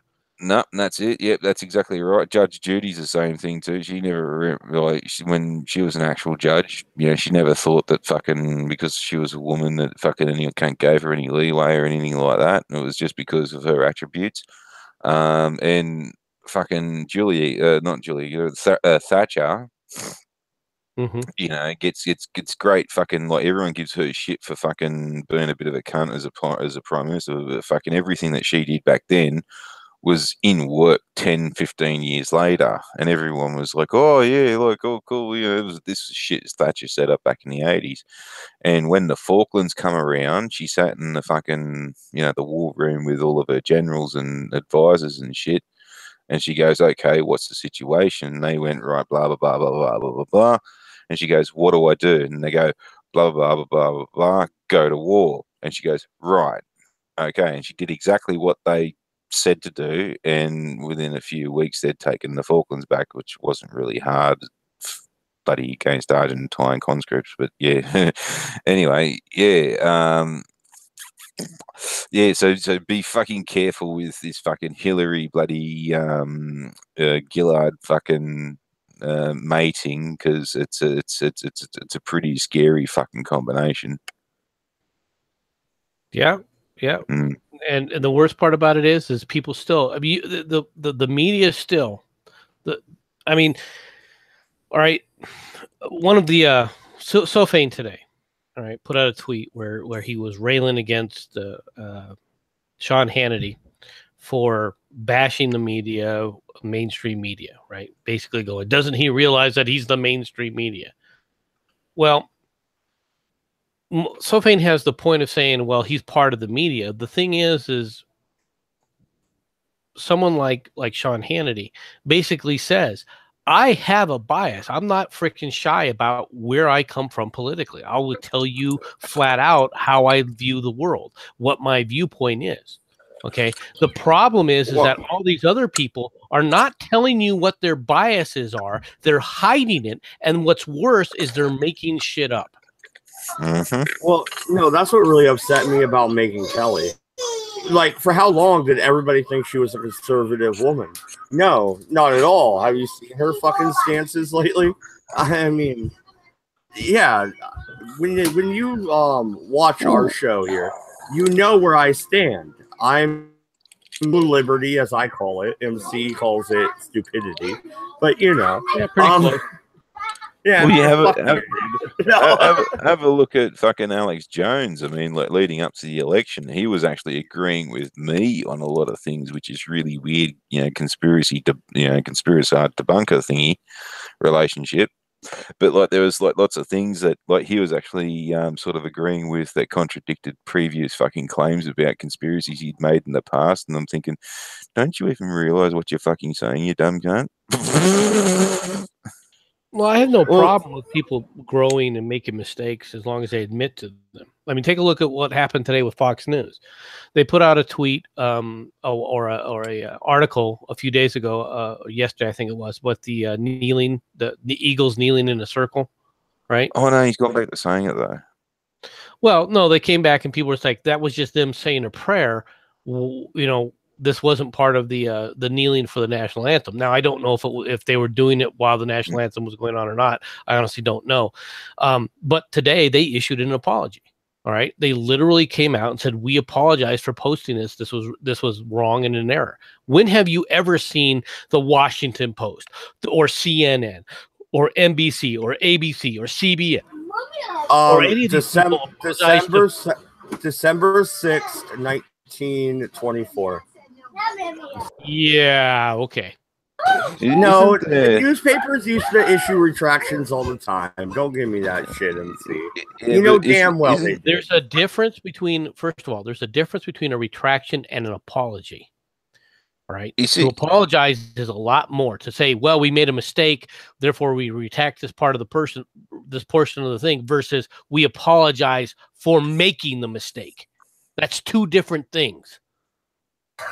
Yeah, but isn't like that act that dude did with kneeling during the national anthem? You know, like, yeah, my knowledge of the actual traditions and shit of the U.S. Army are a bit fucking limited, but yeah, isn't like kneeling like that during a national anthem in a military sort of thing a sign of respect, like looking out for a brother, because it's sort of like in the, kneeling, like look out sort of. Actually, in the military, while the national anthem is played, you salute. Yeah, you stand and salute. That's not kneeling. You do not kneel. Do you realize who wrote the national anthem? Like, right? as in, like, you do realize he was a fucking socialist piece of shit, right? Yeah, I mean, but in a minute. That's the Star Spangled Banner. My bad. In a civilian kind of respect, like with medals and stuff like that, if they're your medals, you put them on the left, and if they're somebody else's and you're marching in their respect, you put them on the right. I've never done that. What we do is there's the military medals that are on the left are medals, or on the right are yours. I'm trying to look at. I'll have to go look at my uniform. Hold on a second. I'll be right back, dude. You're a Yank. They're on your left, son. Who you calling a Yank? Better have been him. Even if he's Canadian, he's there. Yeah. No, I just no, newspapers have always issued retractions. He's got fucking medals. He doesn't know his left from right. Hey, at least he has medals. I mean, the only medal I have is when I took third place in baseball. I got medals. I don't know where they are at the moment. I don't really bother with everything anyway. Did you get shot in the ass? You got one of those Purple Hearts? No. I did have something blow up near me and got fucked knee for it, and yeah. No, I'm all right. Now I feel like a dick. Like, God damn it. I'm all right for it. I'm all right for it, but I am getting arthritis in both knees now. Okay. Yep. Yes, your medals are on the left, but what's on the right generally are the unit citations. No. Yeah, well, say for instance, okay, Memorial Days and stuff like that. If you have, say for instance, a fallen member's brother marching with his medals. I've never done that. Luckily, I never had to do that. All right. Well, we have a thing out in Australia called Anzac Day, and it's from World War One. Mm-hmm. You know what Anzac means, don't you? Yeah, Anzac was the troops that landed at Gallipoli. Yeah, Australian. New Zealand, and Tanzania, right? Oh yeah, they misprinted the goddamn supply boxes, right? That's how you guys got that name. Huh? What? Or some shit like that? No. Damn. What? Never mind. Wait, what? No, Anzac or whatever. I thought they misprinted the boxes of ammunition and supplies you guys got sent. And that's why that name came about for that unit. But maybe I'm wrong. No. It comes from Australian New Zealand Army Corps of the Commonwealth. So where we go, the Kiwis go. Yeah. Yeah. But yeah, no, I knew about your the records in Gallipoli, the whole Gallipoli campaign, that was created by Churchill, which was an absolute disaster. Yeah. So where was it going with that? Well, it was. The idea was good. I thought. What was it saying just before I went on to the little Anzac lecture? I don't know, but I do want to touch upon the Churchill thing. So the man made a few mistakes, but he was a good drinker. You know, he could put down the liquor, and he survived. I mean, come on. Oh, I love this fucking anecdote about fucking Churchill. Sheila meets him up at a party, and he's pissed as a fart, and she goes, "You're the drunkest man I've ever met," and he's gone, "Well, you're the fucking ugliest woman I've ever met. The problem is, tomorrow I'll be sober. Tomorrow you'll still be ugly." That's pretty good. We shall fight them on the beaches, and on the landing strips, and in the hills, and we shall never surrender. Yeah. No, but I mean, Churchill, I mean, really, for a guy who did drink bourbon with breakfast, I mean, come on. He did pretty good as a leader, and I mean, that goes to show. I mean, what? Obama got shit for what? Smoking cigarettes at the White House? Oh, you should have seen fucking Churchill starting record like Gallipoli, for example, man. He fucked that one up. I know. Oh, he fucked that one up, but he did all right later on. He learned from his mistakes. I mean, Some other generals. When you've got the Australians fucking evacuating, you know you done fucked up somewhere. Yeah, that's true. Yeah, but was it an orderly evacuation? Yeah. Well, no. It was deemed as almost one of the greatest evacuations ever. Because after being there for a great deal of time and not getting anywhere and all this kind of stuff, they started making these timed trigger devices out of a couple of empty tin cans of bully beef. And one had a hole in it and water, and the other one was attached to the trigger and was underneath the one with the hole in it. And at random points in times, these rifles that were fixed up in little braces up in the trenches would go off. So the Turks would actually think that we'd still be there. And it was something like about 12 hours later when the last rifle went off, and the Turks had sort of like, a few hours after that, you're like, fuck, it's quiet. Maybe we should probe their position and see what happens. And it wasn't until then that they realised everything was fucking empty and everyone had gone. Well, actually, now that I just heard you explain it, now all I can think of is Washington evacuating from Brooklyn, and I'm pretty sure Churchill stole that. I'm pretty sure. Well, we got everybody out alive without actually having to fucking, do a retreat or anything like that, and all that. They just thought. Yeah, we got them out over 1 or 2 nights or something like that. Yeah. So let's talk a little bit about Australia and how many different ways there are to die. So, I mean, how do you even live every day? Like, aren't there spiders and shit that'll fucking kill you on the spot? Yeah, well, I mean, all sorts of weird shit. It's winter here because so all the snakes and spiders and shit are all fucked off and hibernate and going to sleep or whatever the hell they do. They're all dead in their life cycle and the eggs are fucking germinating somewhere. Don't worry, spray the house down with fucking fly spray, the surface spray, and they don't come in. Except for sometimes. Except for sometimes you get dirty huntsmen's in here, dirty like size of your fucking face, and yeah. Yeah, but when you say winter, you mean it's like 65 degrees? I mean, no. It's actually fucking snowing near here, about fucking 30 degrees south here, fucking Barrington Tops. And I'm north of Sydney, so. Oh, no shit. Okay. Yeah. All right. I stand corrected. I apologize, sir. It's fucking freezing here at the moment. Hang on. I'll go do a quick fucking who's me doodle of the. Yeah, no, because we're just headed into summer. I was happy when I went camping last weekend that the fire danger was still green, which is nice because for pretty much all summer up here, you can't have a fucking fire pit. So you can't have a campfire. Like, camping fucking sucks with no campfire. I mean, so yeah. Right, MC? Don't you have that problem in Arizona as well? Yeah, well, lots of stuff burns here in Arizona. Well, I mean, all it is tumbleweed and shit, though, right?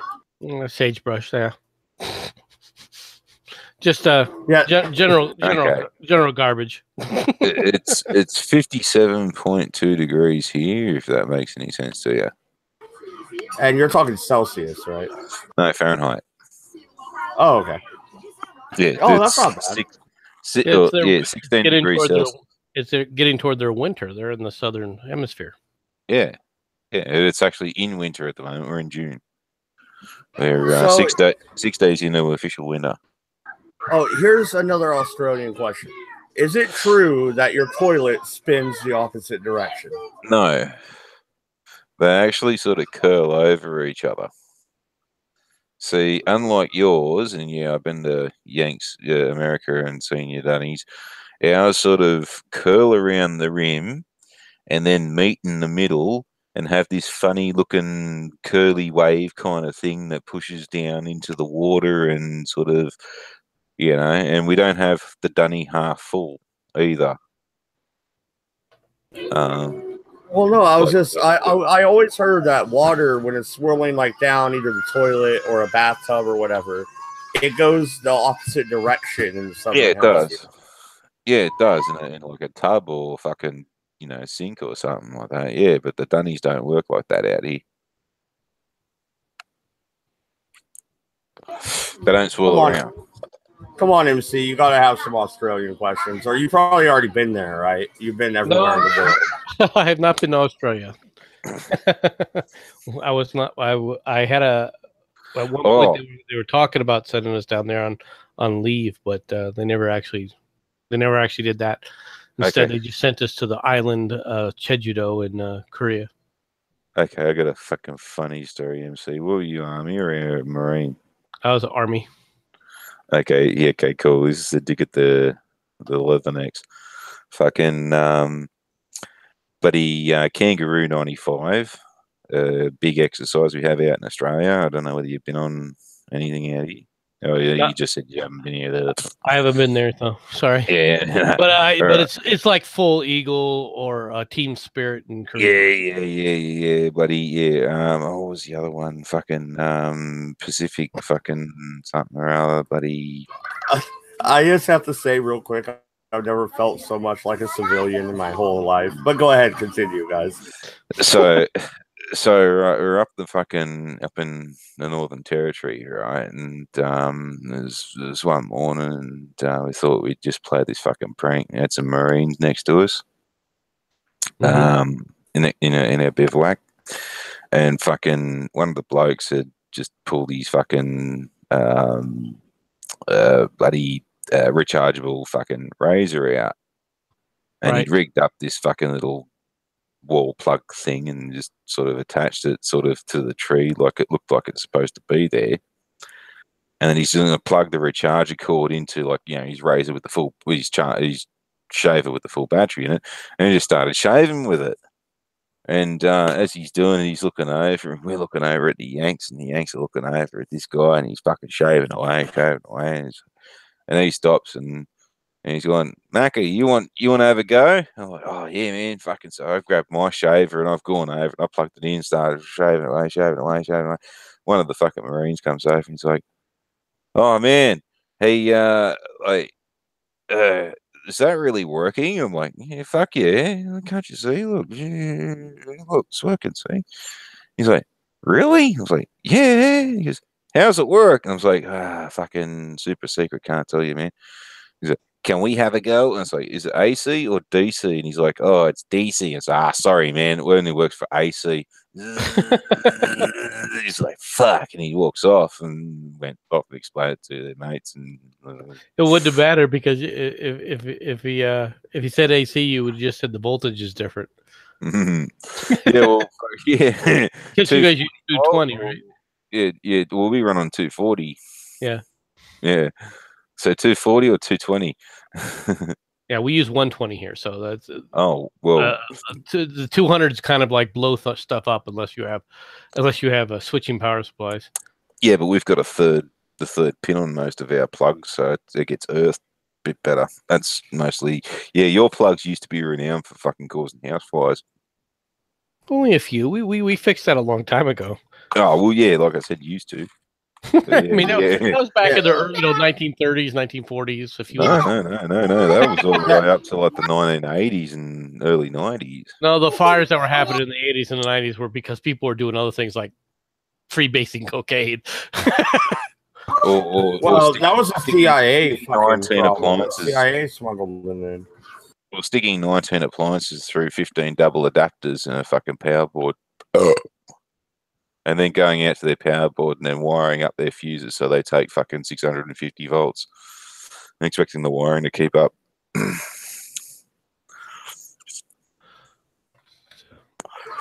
No, but cocaine was brought in to contaminate the black community through the CIA. Didn't you hear about that? Was crack. That was crack. I said crack. I thought maybe cocaine. Crack cocaine. Yeah, but I'm not a cocaine expert, but I do know that you gotta like mix it with alcohol and you gotta freebase the alcohol, right? But is that the crack that you're freebasing? I don't do crack. Thank you very much. But no, that came out wrong. I didn't think you did crack. You might be on crack, but you don't do. Oh, yeah. Hey! If I ever had to get something free off a plastic surgeon, I think I'd get a new ass because mine's got a crack in it.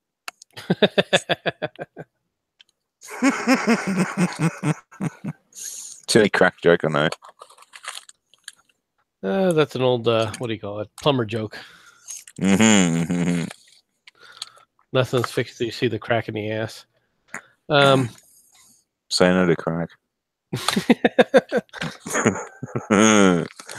Oh, that was one my fucking old offsider when I was delivering beds for a fucking bed shop.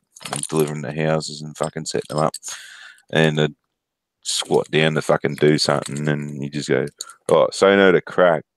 Like, what? No, fucking pull me trousers up. Oh, funny fucking story about that, right? When like I started that job, it was just a one like Saturday job, fucking once a week. And I had this offsider, and I didn't know who he was, and went to pick him up in the morning. I'm thinking it's going to be some grumbly old cunt that fucking, he's going to grumble about everything, and this, that, and the other thing. And he was thinking the same thing. Like he was thinking the same thing too. So, some grumbly old cunt won't let me have any fun, fucking this, that, and the other thing. And I was only in my late 20s at the time. And I've like pulled up, and there's this little fucking 16-year-old sitting on the side of the road. I'm like, I can't be fucking him. Anyway, so he's got in. He's like, "Oh, I'm Luke." I'm like, "Oh, you beauty. I have some fun with this little bastard."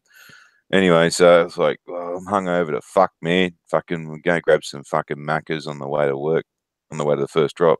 So grab the bacon and egg fucking McMuffins, and like, that's like just some fucking fart juice, man. You get the first drop. Like, you get the first delivery, and we're doing up this cunt's bed, and I've dropped this silent fucking fart, man, that was so fucking bad you could damn near feel it. Like, you could feel the warmth coming through the room, and like Luke, the offsider, he's looked over at me, he's like, "Oh man, this place fucking stinks." I'm like, "Yeah, shh. You wouldn't believe how bad people are, man." And like, we went to find the residents after we fixed the bed up, and to get them to sign the paperwork, and they're all the way up the other end of the bloody house with all the windows open and stuff. Anyway, jump in the truck, go to the second delivery, same thing, drop me guts, and he's like, "God, fuck, this fucking place smells fucking shit too." I'm like, "Yeah, I know, don't say anything. Anyway, get to the third delivery, same shit. "Oh, fuck, this place is just as bad." It's like, yeah, you wouldn't believe how most people are, man. Fuck, you should see them when I'm delivering, like picking up shit for the salvos. Anyway, get on the way to the fourth delivery, and I'm sitting at a set of lights, and I start slowly winding up the window of the cab of the truck. This is a very, very small truck. And then I lean over a little and squeeze out one there, and then all of a sudden Luke chopped a fucking whiff of it. He's like, "God, shit!" He's fucking opened up the window. He's leaning out the truck. "Fucking hell! Oh, God! It was you, you bastard! It was fucking you!" And I'm pissing myself, fucking laughing. Every cunt in traffic's fucking looking at what's going on. Fucking, I'm just howling with laughter, damn near fucking choking to fucking death. So therein began the game of Bert. And the game of Bert was seeing how many people I could trap with a fart and how many points I could get. And since Luke couldn't fart, it was how many generations of people he could catch at a bus stop with his ass hanging out the window. So there was bone-ass points for catching the offsider in a confined space like a lift. So, there's bone-ass points for catching in a lift, bone-ass points for catching in someone's bedroom, bone-ass points for in the cab, bone-ass points for getting the owners to leave the house, which happened. Triple bonus points for fucking me in an elevator with the offsider and the customer, which happened. Fucking all sorts of shit. Fuck, we had fun. And it wasn't for that we got fired. Yeah. It was fun being a truck driver. Sounds like you enjoyed it at the very least. At least made the best of it anyway. Mm. Well, I heard about this serial killer in Australia. That wouldn't be any relation to you, right? Who? I don't know. He was a truck driver. He killed a bunch of people out in the outback.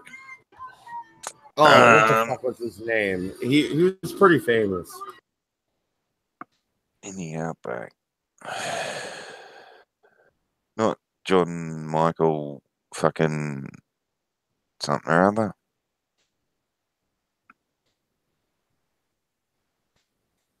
And he killed one person, that guy. He only killed one person. Oh, Right. I'm headed to Google right now. I'll tell you who I'm talking about. Yeah. Yeah. If you're talking about the backpacker killer Ivan Milat, well, that really wasn't outback. That was sort of southern Sydney. Who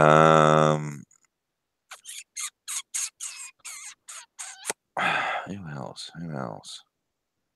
Serial killer that I'm getting Andy Aubrey.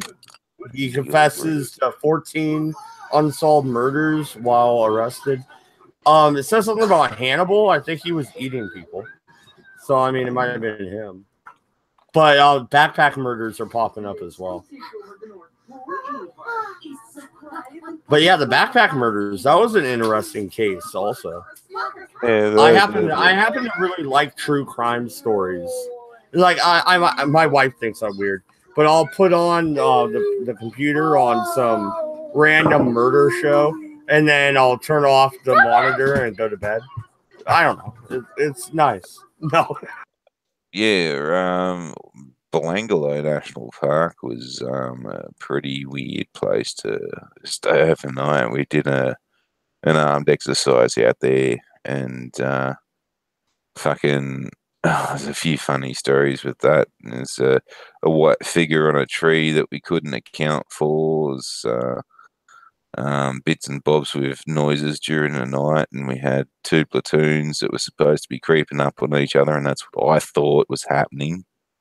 And they didn't move, and they were like fucking 3 kilometers over the other side of the fucking forest. No and shit. So do then you there's- believe in ghosts then? No, but I- I've seen I'll some put my- really weird shit that I can't explain. Oh, 1983. I'll Okay. put my cards on the table right now. I do believe in ghosts. And that's weird, I know. I'm an atheist and I believe in ghosts. I know, contradiction. But I've seen a full body apparition and I can't explain it, and I saw it with my own eyes. Well, So- here's the story of the white figure, right? Our platoon was over, like, there was this sort of like a road, and it had this giant square deforest, and we were sort of opposite corner from the road, in this tree line, and we had to go back to HQ because one of our lieutenants had left his shit behind. Fucking officers. So me and this other guy, I can't remember who it was, fucking Well, that don't matter. We're not going to know him anyway. Yeah. So go ahead. anyway, yeah, we were escorting fucking pork chop, and anyway, we grabbed his shit and we're coming back, and we're doing like a rear guard action while fucking pork chop crossed this field. Anyway, so he'd made it to the bush line, and me and the other bloke fucking were walking, and we'd see this overturned tree at the edge of the bush, and there's this white figure looking like it was wearing this white t-shirt. And I was like, fucking, do you see that? And he goes, yeah. And I said, who the fuck's wearing a white t-shirt? He's like, I don't know. Fuck, we're full fucking tactical. That stands out like fucking dog's balls. Well, fuck, all right. And as we're doing this, we're walking closer to this overturned tree, and as we're getting closer, I said, all right, well, you go around this side, I'll go around this side, we'll go kick the crap out of them for being stupid, giving away our position pretty much. And because you could see this fucking thing for, like, at night with no night vision or anything like this. It was like fucking 8, 9, 10 o'clock at night. It was like heaps dark and like full on night, and it's like this fucking white fucking silhouette across this tree, and it wasn't sort of stepping either, it was just sort of gliding across the top of the tree. Anyway, yeah, we found out during this little exercise that where we decided to camp was about 50 feet from where one of the bodies was found, which was lovely. Explained some of the fucking footsteps, the weird footsteps too, because it was, a couple of steps in front, a couple of steps like as the clock, 12 o'clock in front, right?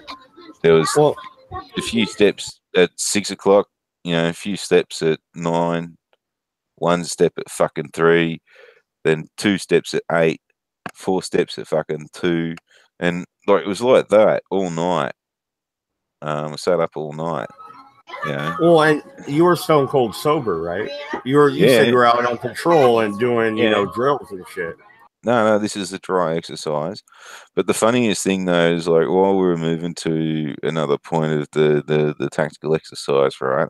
Fucking we're there talking along and fucking all of a sudden, like my mate Vecchio, who's not with us anymore, he had some irreconcilable differences. He's just crapping away, and all of a sudden he just went quiet. And we like sort of stopped and we looked back. And here he is, he's down this dirty, great big fucking hole.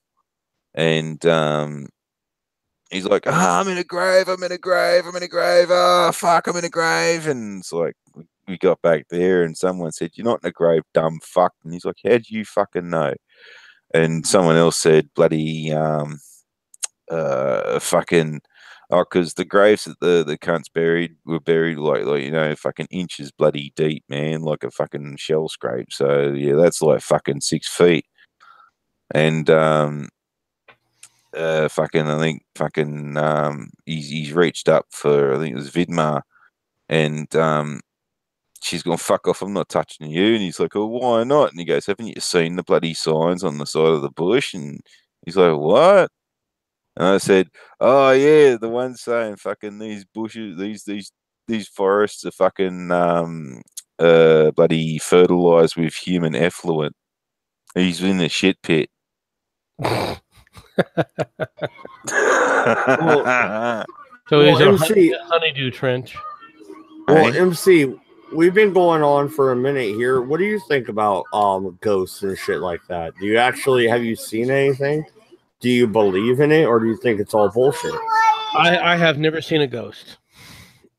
All right. I'm willing to keep an open mind, but I've never seen a ghost. Yeah, I've just seen shit that I can't explain. I'm not saying ghosts are real. I've just seen shit that I can't explain.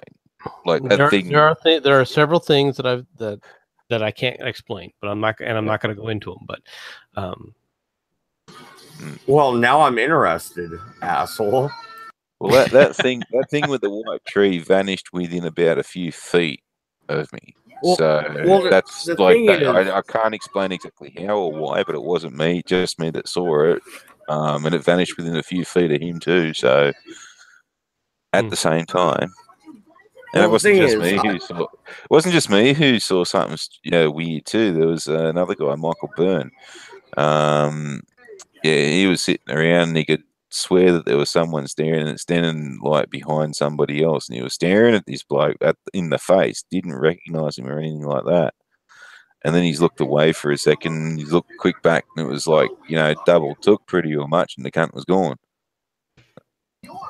Well, no, I asked if you were on the same. I asked if you were sober. Yeah, no, I asked if you were sober because of this. Like when I saw the full body apparition, I was at the U of O graveyard. It's right across from the old Matt Court. I know you don't know what that is, but maybe the viewers do or whatever. But I was walking through there. I had an ounce of weed in my pocket because that's what I did then, is sold weed. And I had a 30-pack of beer, and I was just bored. So I went to the graveyard so I can drink a beer in peace because, the dead don't bum beers from you. So I'm chilling, and I look across the field, and right in the middle is a giant oak tree. And I see 2 people there, and I start walking just real quick. It's funny you don't say, the dead don't bum beers, man. Remember Vecchio said it's not with us anymore. I stick one upside down in his fucking grave when I go visit him, just for mates. Oh yeah. Well, no. Yeah, continue. Sorry. Yeah, continue. Sorry. No. No, I was telling my son to hush. He was yelling behind me. But no, I saw the 2 people there, and I went, hey, what's up? And I yelled, and they raised their hands up at me. So I headed over there to smoke a bowl with them and hand them a beer. As I'm walking to them, I'm keeping eye contact. and they literally vanished right before my eyes. And I had just showed up, and I had just opened one beer. I wasn't wasted, all right? I just got there. I walked there from across town, and I literally saw two people disappear right before my eyes. I went later, and I looked into that graveyard, and that's actually, it's been seen before. There's many sightings of people around that oak tree. So I don't know if I necessarily believe it completely, but I know what I saw, you know. Well, there's plenty of people who believe in ghosts because they've seen them. I mean, people have these kind of views, but Well, yeah. put it in perspective. Oh, sorry, you were done. Yeah, I'm done. Go ahead. Yeah, sorry, sorry. To put it in perspective, right?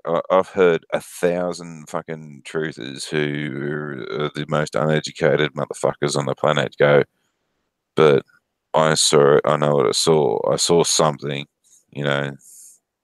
I know what I saw and all this. And, you know, in regards to, say, for instance, the 9/11 conspiracies, I know what I saw and it doesn't make sense. You know, well, I can explain that. In your instances, just going to put examples out there, just to sort of go, oh, just because you don't know what it is doesn't mean. There's this. I'll go find it and put a link in the group chat where what's his face, the black scientist, astrologist. Neil Tyson DeGrasse. That's the fella. Oh, that prick. No, I'm kidding. Yeah. Where he said about UFOs, right? Like fucking everything. Like look at the title. It's an unidentified flying object. Now, you couldn't identify the difference between a B-52 and an A380, now, could you? At a distance. That's Anybody? true. Well, I could, but well, okay. Say you're a civilian. well, right. I agree.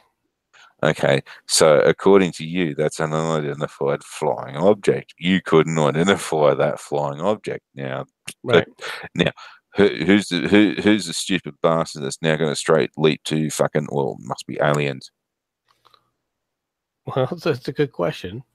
Yeah, but that's not the same. You know, in the case that he's talking about here, though. I mean, he's talking about people. He saw people, and he saw them vanish. Right.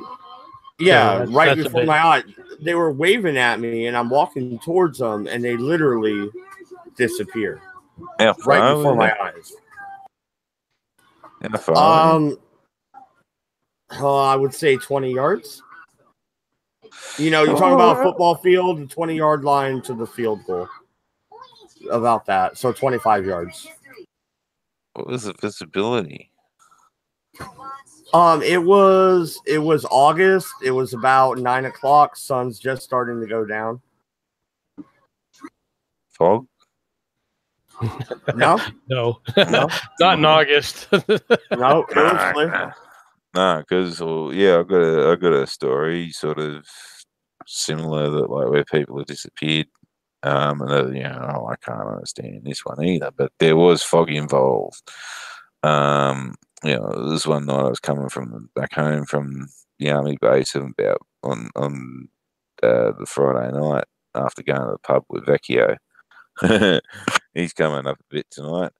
Or Nasavi for me anyway. Fucking bloody so yeah, I'm walking across this field going back home to my parents' place. Fucking crashed there. And all of a sudden this bloke fucking sort of, comes out of the fog, and the fog is like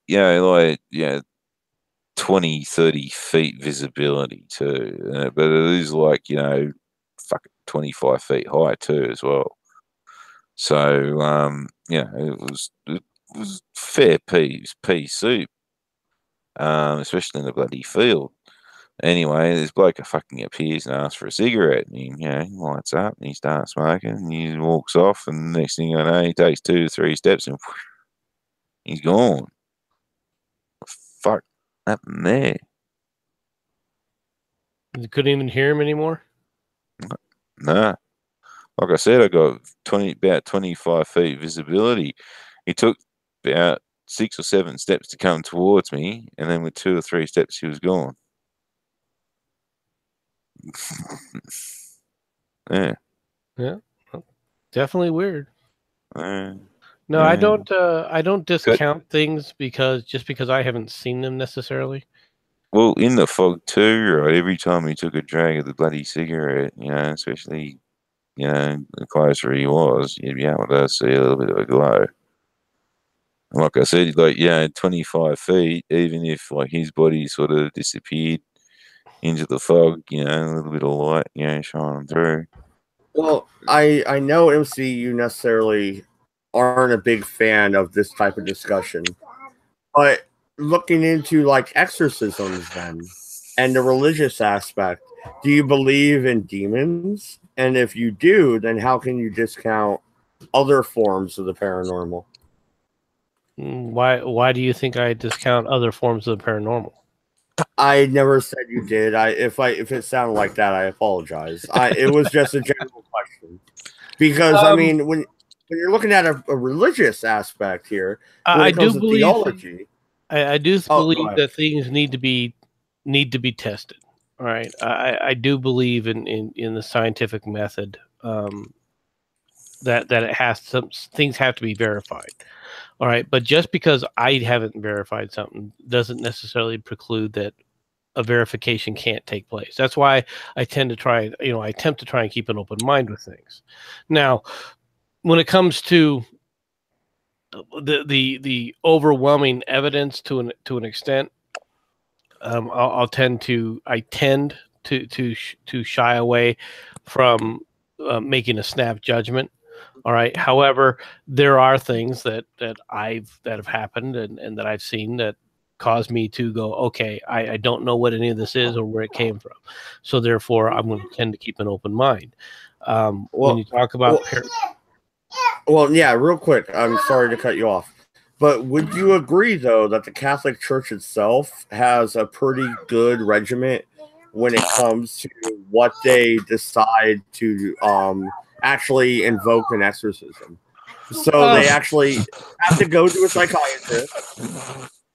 There's a checklist that they go down before they actually do an exorcism, and it's a really rare thing nowadays.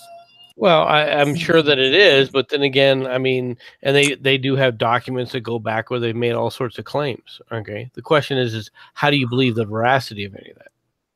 Right, I'm willing to say that some of it is very, that these people at least believe that, and that's something that to me is very important. All right, I mean, for me to say something didn't happen, I have to know that there's evidence that demonstrates that didn't happen, and that means, for example, somebody saying, well, I saw an apparition. Well, was there a photo that, a camera that was looking at it at the same time? If there's a camera looking at it at the same time in that same area and shows nothing, then I'm going to say basically it was all in your head. All right. Okay. What about an EVP then? Electronic voice phenomenon. What about that? I think that in most cases, not all, but in most cases of those, they are just sounds that our brains are turning into something legible. I don't like that excuse. I hear that same excuse from NASA when it comes to the pyramid on Mars, and I don't necessarily buy it from NASA, and I'm not going to buy it from you. I'm not asking you to buy it or not. You asked my opinion, I gave it to you. I know. I'm trying to be argumentative. Damn it! I thought the whole point of this stream was to piss you off. God damn it! No, I mean, unlike most of you guys, I'm not an atheist, but so I try to keep an open mind with that stuff. The devils and demons and things like that. Do they exist? I think that they have to some extent. I don't know what they are though. Well, do you take? God damn it, Farty. Well, Oh, damn Aussies. No, I no, just left an Easter egg. no. Okay, so when you're looking at demonology, do you take it from the European concept? You know, like Dante, or do you take it from the actual scripture? Because they don't really mention demons in the scripture. the scriptures do talk about evil spirits, right? So that's where I come down. Hopefully that comes out. Interesting. God damn it, Farty. No, and we're sitting here having a theological debate, and you're shitting yourself. So, oh, did you guys hear all that? Pretty much No, all. not at all. Yeah. Hey, hey. Mad Dodge didn't hear anything. Trust me. No, but the thing is, though, yeah, when you say evil spirits, yes, Jesus exorcises some evil spirits, but I mean, it's mentioned very vaguely. It's not really where the Catholic dogma comes in or anything else. You know, like the separate writings that were not allowed into the Bible, so to say. Well, if you look at it from a Christian standpoint, yeah. But I mean, if you take a look at most cultures have some kind of demon or evil spirit kind of theology or mythology around it to some degree. Even the East Asians, you know, the Japanese have several different demon masks and stuff that they talk about demons and so forth. Same thing with China. Almost all cultures have some kind of story about demons. Yeah, absolutely. Especially when you're talking about even the concept of karma, that this invisible force that will punish you for being bad to people, that could be considered a demon or even an angel, depending on your perspective. Well, yeah, I mean, depending on your perspective of a lot of different things, it does depend on your viewpoint. Now, I'm not going to try and play Obi-Wan from a different points of view, all right, but at the same time, I'm willing to keep an open mind. Now, when people talk about psychics and psychic phenomena and things like that, do I believe it's possible? Yeah. Can we quantify actually. It? Well, what about Edgar Casey? What about the Sleeping Prophet? Okay. He was a man who was illiterate. Everybody that knew him said so. It's not like he was just saying that. And he literally went into a meditative state and read someone's body like he was an x-ray machine and told them how to cure them. And it worked. What do you say to something like that? The claims and there's thousands of cases. There are claims. Those are claims. And once again, that Edgar Casey took place, I believe, in the 1930s, 1940s, I believe. Yeah, I think he died. He died right before World War II, I believe. All right. So it's great to hear about that kind of stuff, but the scientific method was just coming to the fore at that point, and it was never applied. I would like to have seen it applied. What about all the documentation that the Casey Institute still has to this day? I mean, there is something to be said for that, and his medical readings were damn near 100%. I mean, well, they appear to be genuine, and I can honestly say that these people believed it. All right, I honestly believe that these people believed what he was saying, and they believe these stories. All right, I'm willing to keep an open mind. I'm willing to say that it's possible. Am I willing to say that it happened? No, because there's no evidence. We have no evidence aside from third-hand accounts. It's one of the things that worries me about people that go to jail on strictly an eyewitness account of things. Right? Why? Because the eyewitness accounts are often wrong. Right? So to put somebody in jail on a single eyewitness account, you're running a major risk. That is very true, and I kind of thought about that when Farty was making fun of my, I saw what I saw, and he had a point. I mean, really, because if you look at a lineup, you could still choose the wrong guy, and chances are you're going to. So I see what you're saying there. But with somebody like, it's a definite possibility. It's nowhere near as certain as so many people seem to think that it is. Yeah. But I mean, when you're talking about Edgar Casey, there is documentation, unlike somebody like Nostradamus, which there's his quatrains, there's his books, but I mean, they were so written in allegory that you couldn't really nail it down to one thing or the other. Really, it was so open ended, and I would say that Casey wasn't. He was accurate and on the spot. He said, there's a tumor here. This is how you alleviate it. This is how you handle it. And I think that's the difference. That's what makes Casey, in my eyes, more legitimate than somebody like Nostradamus. Well, no, I understand that. But once again, I mean, we I'm not precluding it from happening. I just haven't seen it.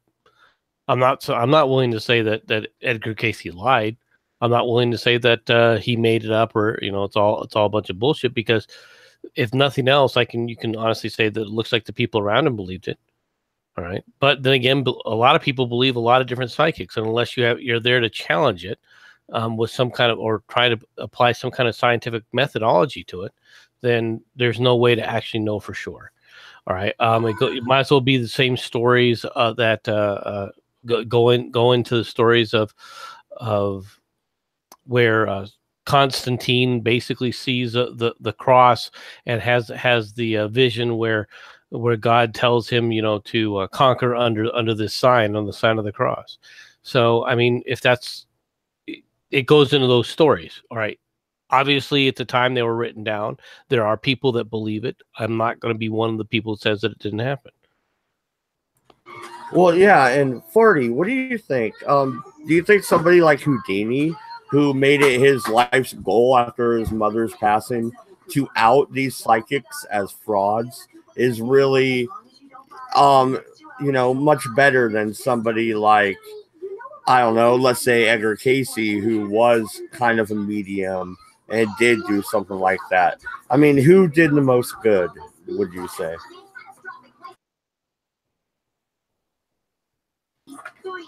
No, you're not there. What about you, MC? Well, who did the most good? I think that you can look at Houdini, who basically went after these frauds, and getting rid of frauds is always a good thing. All right, outing frauds for being fraudulent is always a positive thing. That's one of the problems that I have with crop circles. The reason I believe that most crop circles are nonsense is because these people have been proven to be frauds. All right, there are people that went out and proved to people, and including a lot of these supposed experts on crop circles, that they don't know what they're talking about. They're just pulling shit out their ass. Well, okay, you brought up crop circles, so I'm going to roll with that. What about what I would call the fairly legitimate ones, where the compass does mess up? You get battery drainage. Shit is weird there. And they're all laid down uniformly with no broken pieces of grass. You're telling me you could do that with a board, like put on like a shoe? I mean, I saw these guys. It was like skis. And no, there's no way you could lay that grass down and do it so perfectly like some of these circles. Or the one where it was literally freaking ones and zeros. It was freaking binary code. It said a fucking message. I mean, what do you say to stuff like that? I think that the vast majority of them are freaking frauds. All right, we've never been able to do it, and the people that have looked at those cases, the quote unquote experts, there have been people that have gone out there, reproduced certain things, and done certain crop circles that had the same kinds of conditions using boards and several other tools. All right, it wasn't just boards, but several other tools. Right, and the experts were like, that's right, this one's exactly like case so and so. This had to have been done by extraterrestrials. And it's like, okay, well, we have pictures of these guys doing it at night. We have pictures of people taking that. All right. So if there's an explanation that a human explanation for these things, all right, that makes sense. All right. When they first started to appear, yeah, it deserved investigation. When you have something that you don't know where it came from, that appears, out of the ordinary, is it worth investigating? Yes, it's worth investigating. But when you start coming back with evidence as to, okay, this could be created by man, this is the most likely explanation, then I'm willing to sit down and go, okay, that's most likely this. Is it perfect? No, but the most likely cases of this is what happened. Well, there's cases of crop circles dating back into medieval era. I mean, are you telling me there's people just, I'm so bored, it's the middle in fucking September, what else are you going let's make a crop circle? What are you going to do in the medieval times? Well, what they all did, they drank, right? And gee, people that are drunk wouldn't go, fuck it, let's try this. No, that would never occur to people drinking in the past and have nothing else to do. I suppose that's a fair point. All right, I'll grant you that. But what about the wood carvings of the UFO attack that happened in, I think it was a Dutch wood carving, but it was seen all over Western Europe within a 5 to 7 day period. So, I mean, they saw these entities fighting in the sky way before anybody thought of hang gliders, ultralights, airplanes, any of that. Not even blimps or hot air balloons, like nothing. What do you say to that? Do you think they were making it up? Why? Because they were drunk and bored? You're talking about the woodcut that shows UFO battle at Nuremberg? Yeah. I'm looking at this thing right now, and I don't know what I'm looking at. To me, this it looks like a bunch of fucking aliens invading, dude. No. Well, the illustration that I'm looking at doesn't look anything like that. It just looks like people were putting different symbols on a board or on a parchment. All right. It does look like there's some kind of fire. I will admit that, but I don't know if you would call that necessarily a indications of an attack. Okay, fair enough, I guess. I mean, do you want to screen share real quick? Because I wonder if you're looking at the right one. The one I saw on Ancient Aliens, it looked clearly like some fucking UFOs, dude. Like,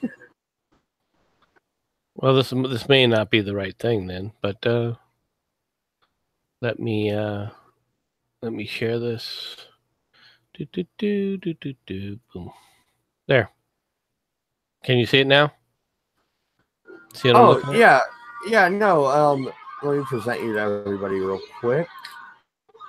There we go. Yeah. Okay. So that's some cigar-shaped craft, right? But that weird black thing, that looks almost like a fucking butt of a rifle or something. Or a weird sword. This thing right here? The thing that looks like a spear tip? Oh, there you go. Yeah, I guess that's what it looks like. But then you got like, go ahead. I don't know, you got some weird tornado thing on the ground here. So that's obviously where these cigar-shaped aircraft are blowing the shit out of the city, right? I don't know if that's if you can say that's the case. It does look like that's a fire of some sort. But then again, that could be from a lot of different things. I mean, if you take a look at the one up here, see this, the upper right corner? All right, you see the thing that looks like a hand. It just looks like a hand pointing to a circle. All right, I mean, who knows what this stuff what this actually means, or what the symbology was, or what the artist was thinking at the time. Well, I know what that black thing and that two grey things are. It's a dick and two balls. And that thing that's coming out the other side with the little brown things in it, it's arsehole shitting out shit turds. So I mean, look, they're it- all lined up. One's halfway out, one's out, almost out the window. this could almost be people showing fireworks for the first time.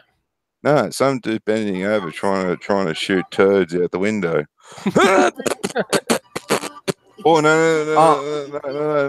You know, it's I know what it is. It's one of those fucking Filipino fucking trannies that haven't had a chop yet, and it's trying to fucking shoot ping pongs out his bum for fucking entertainment.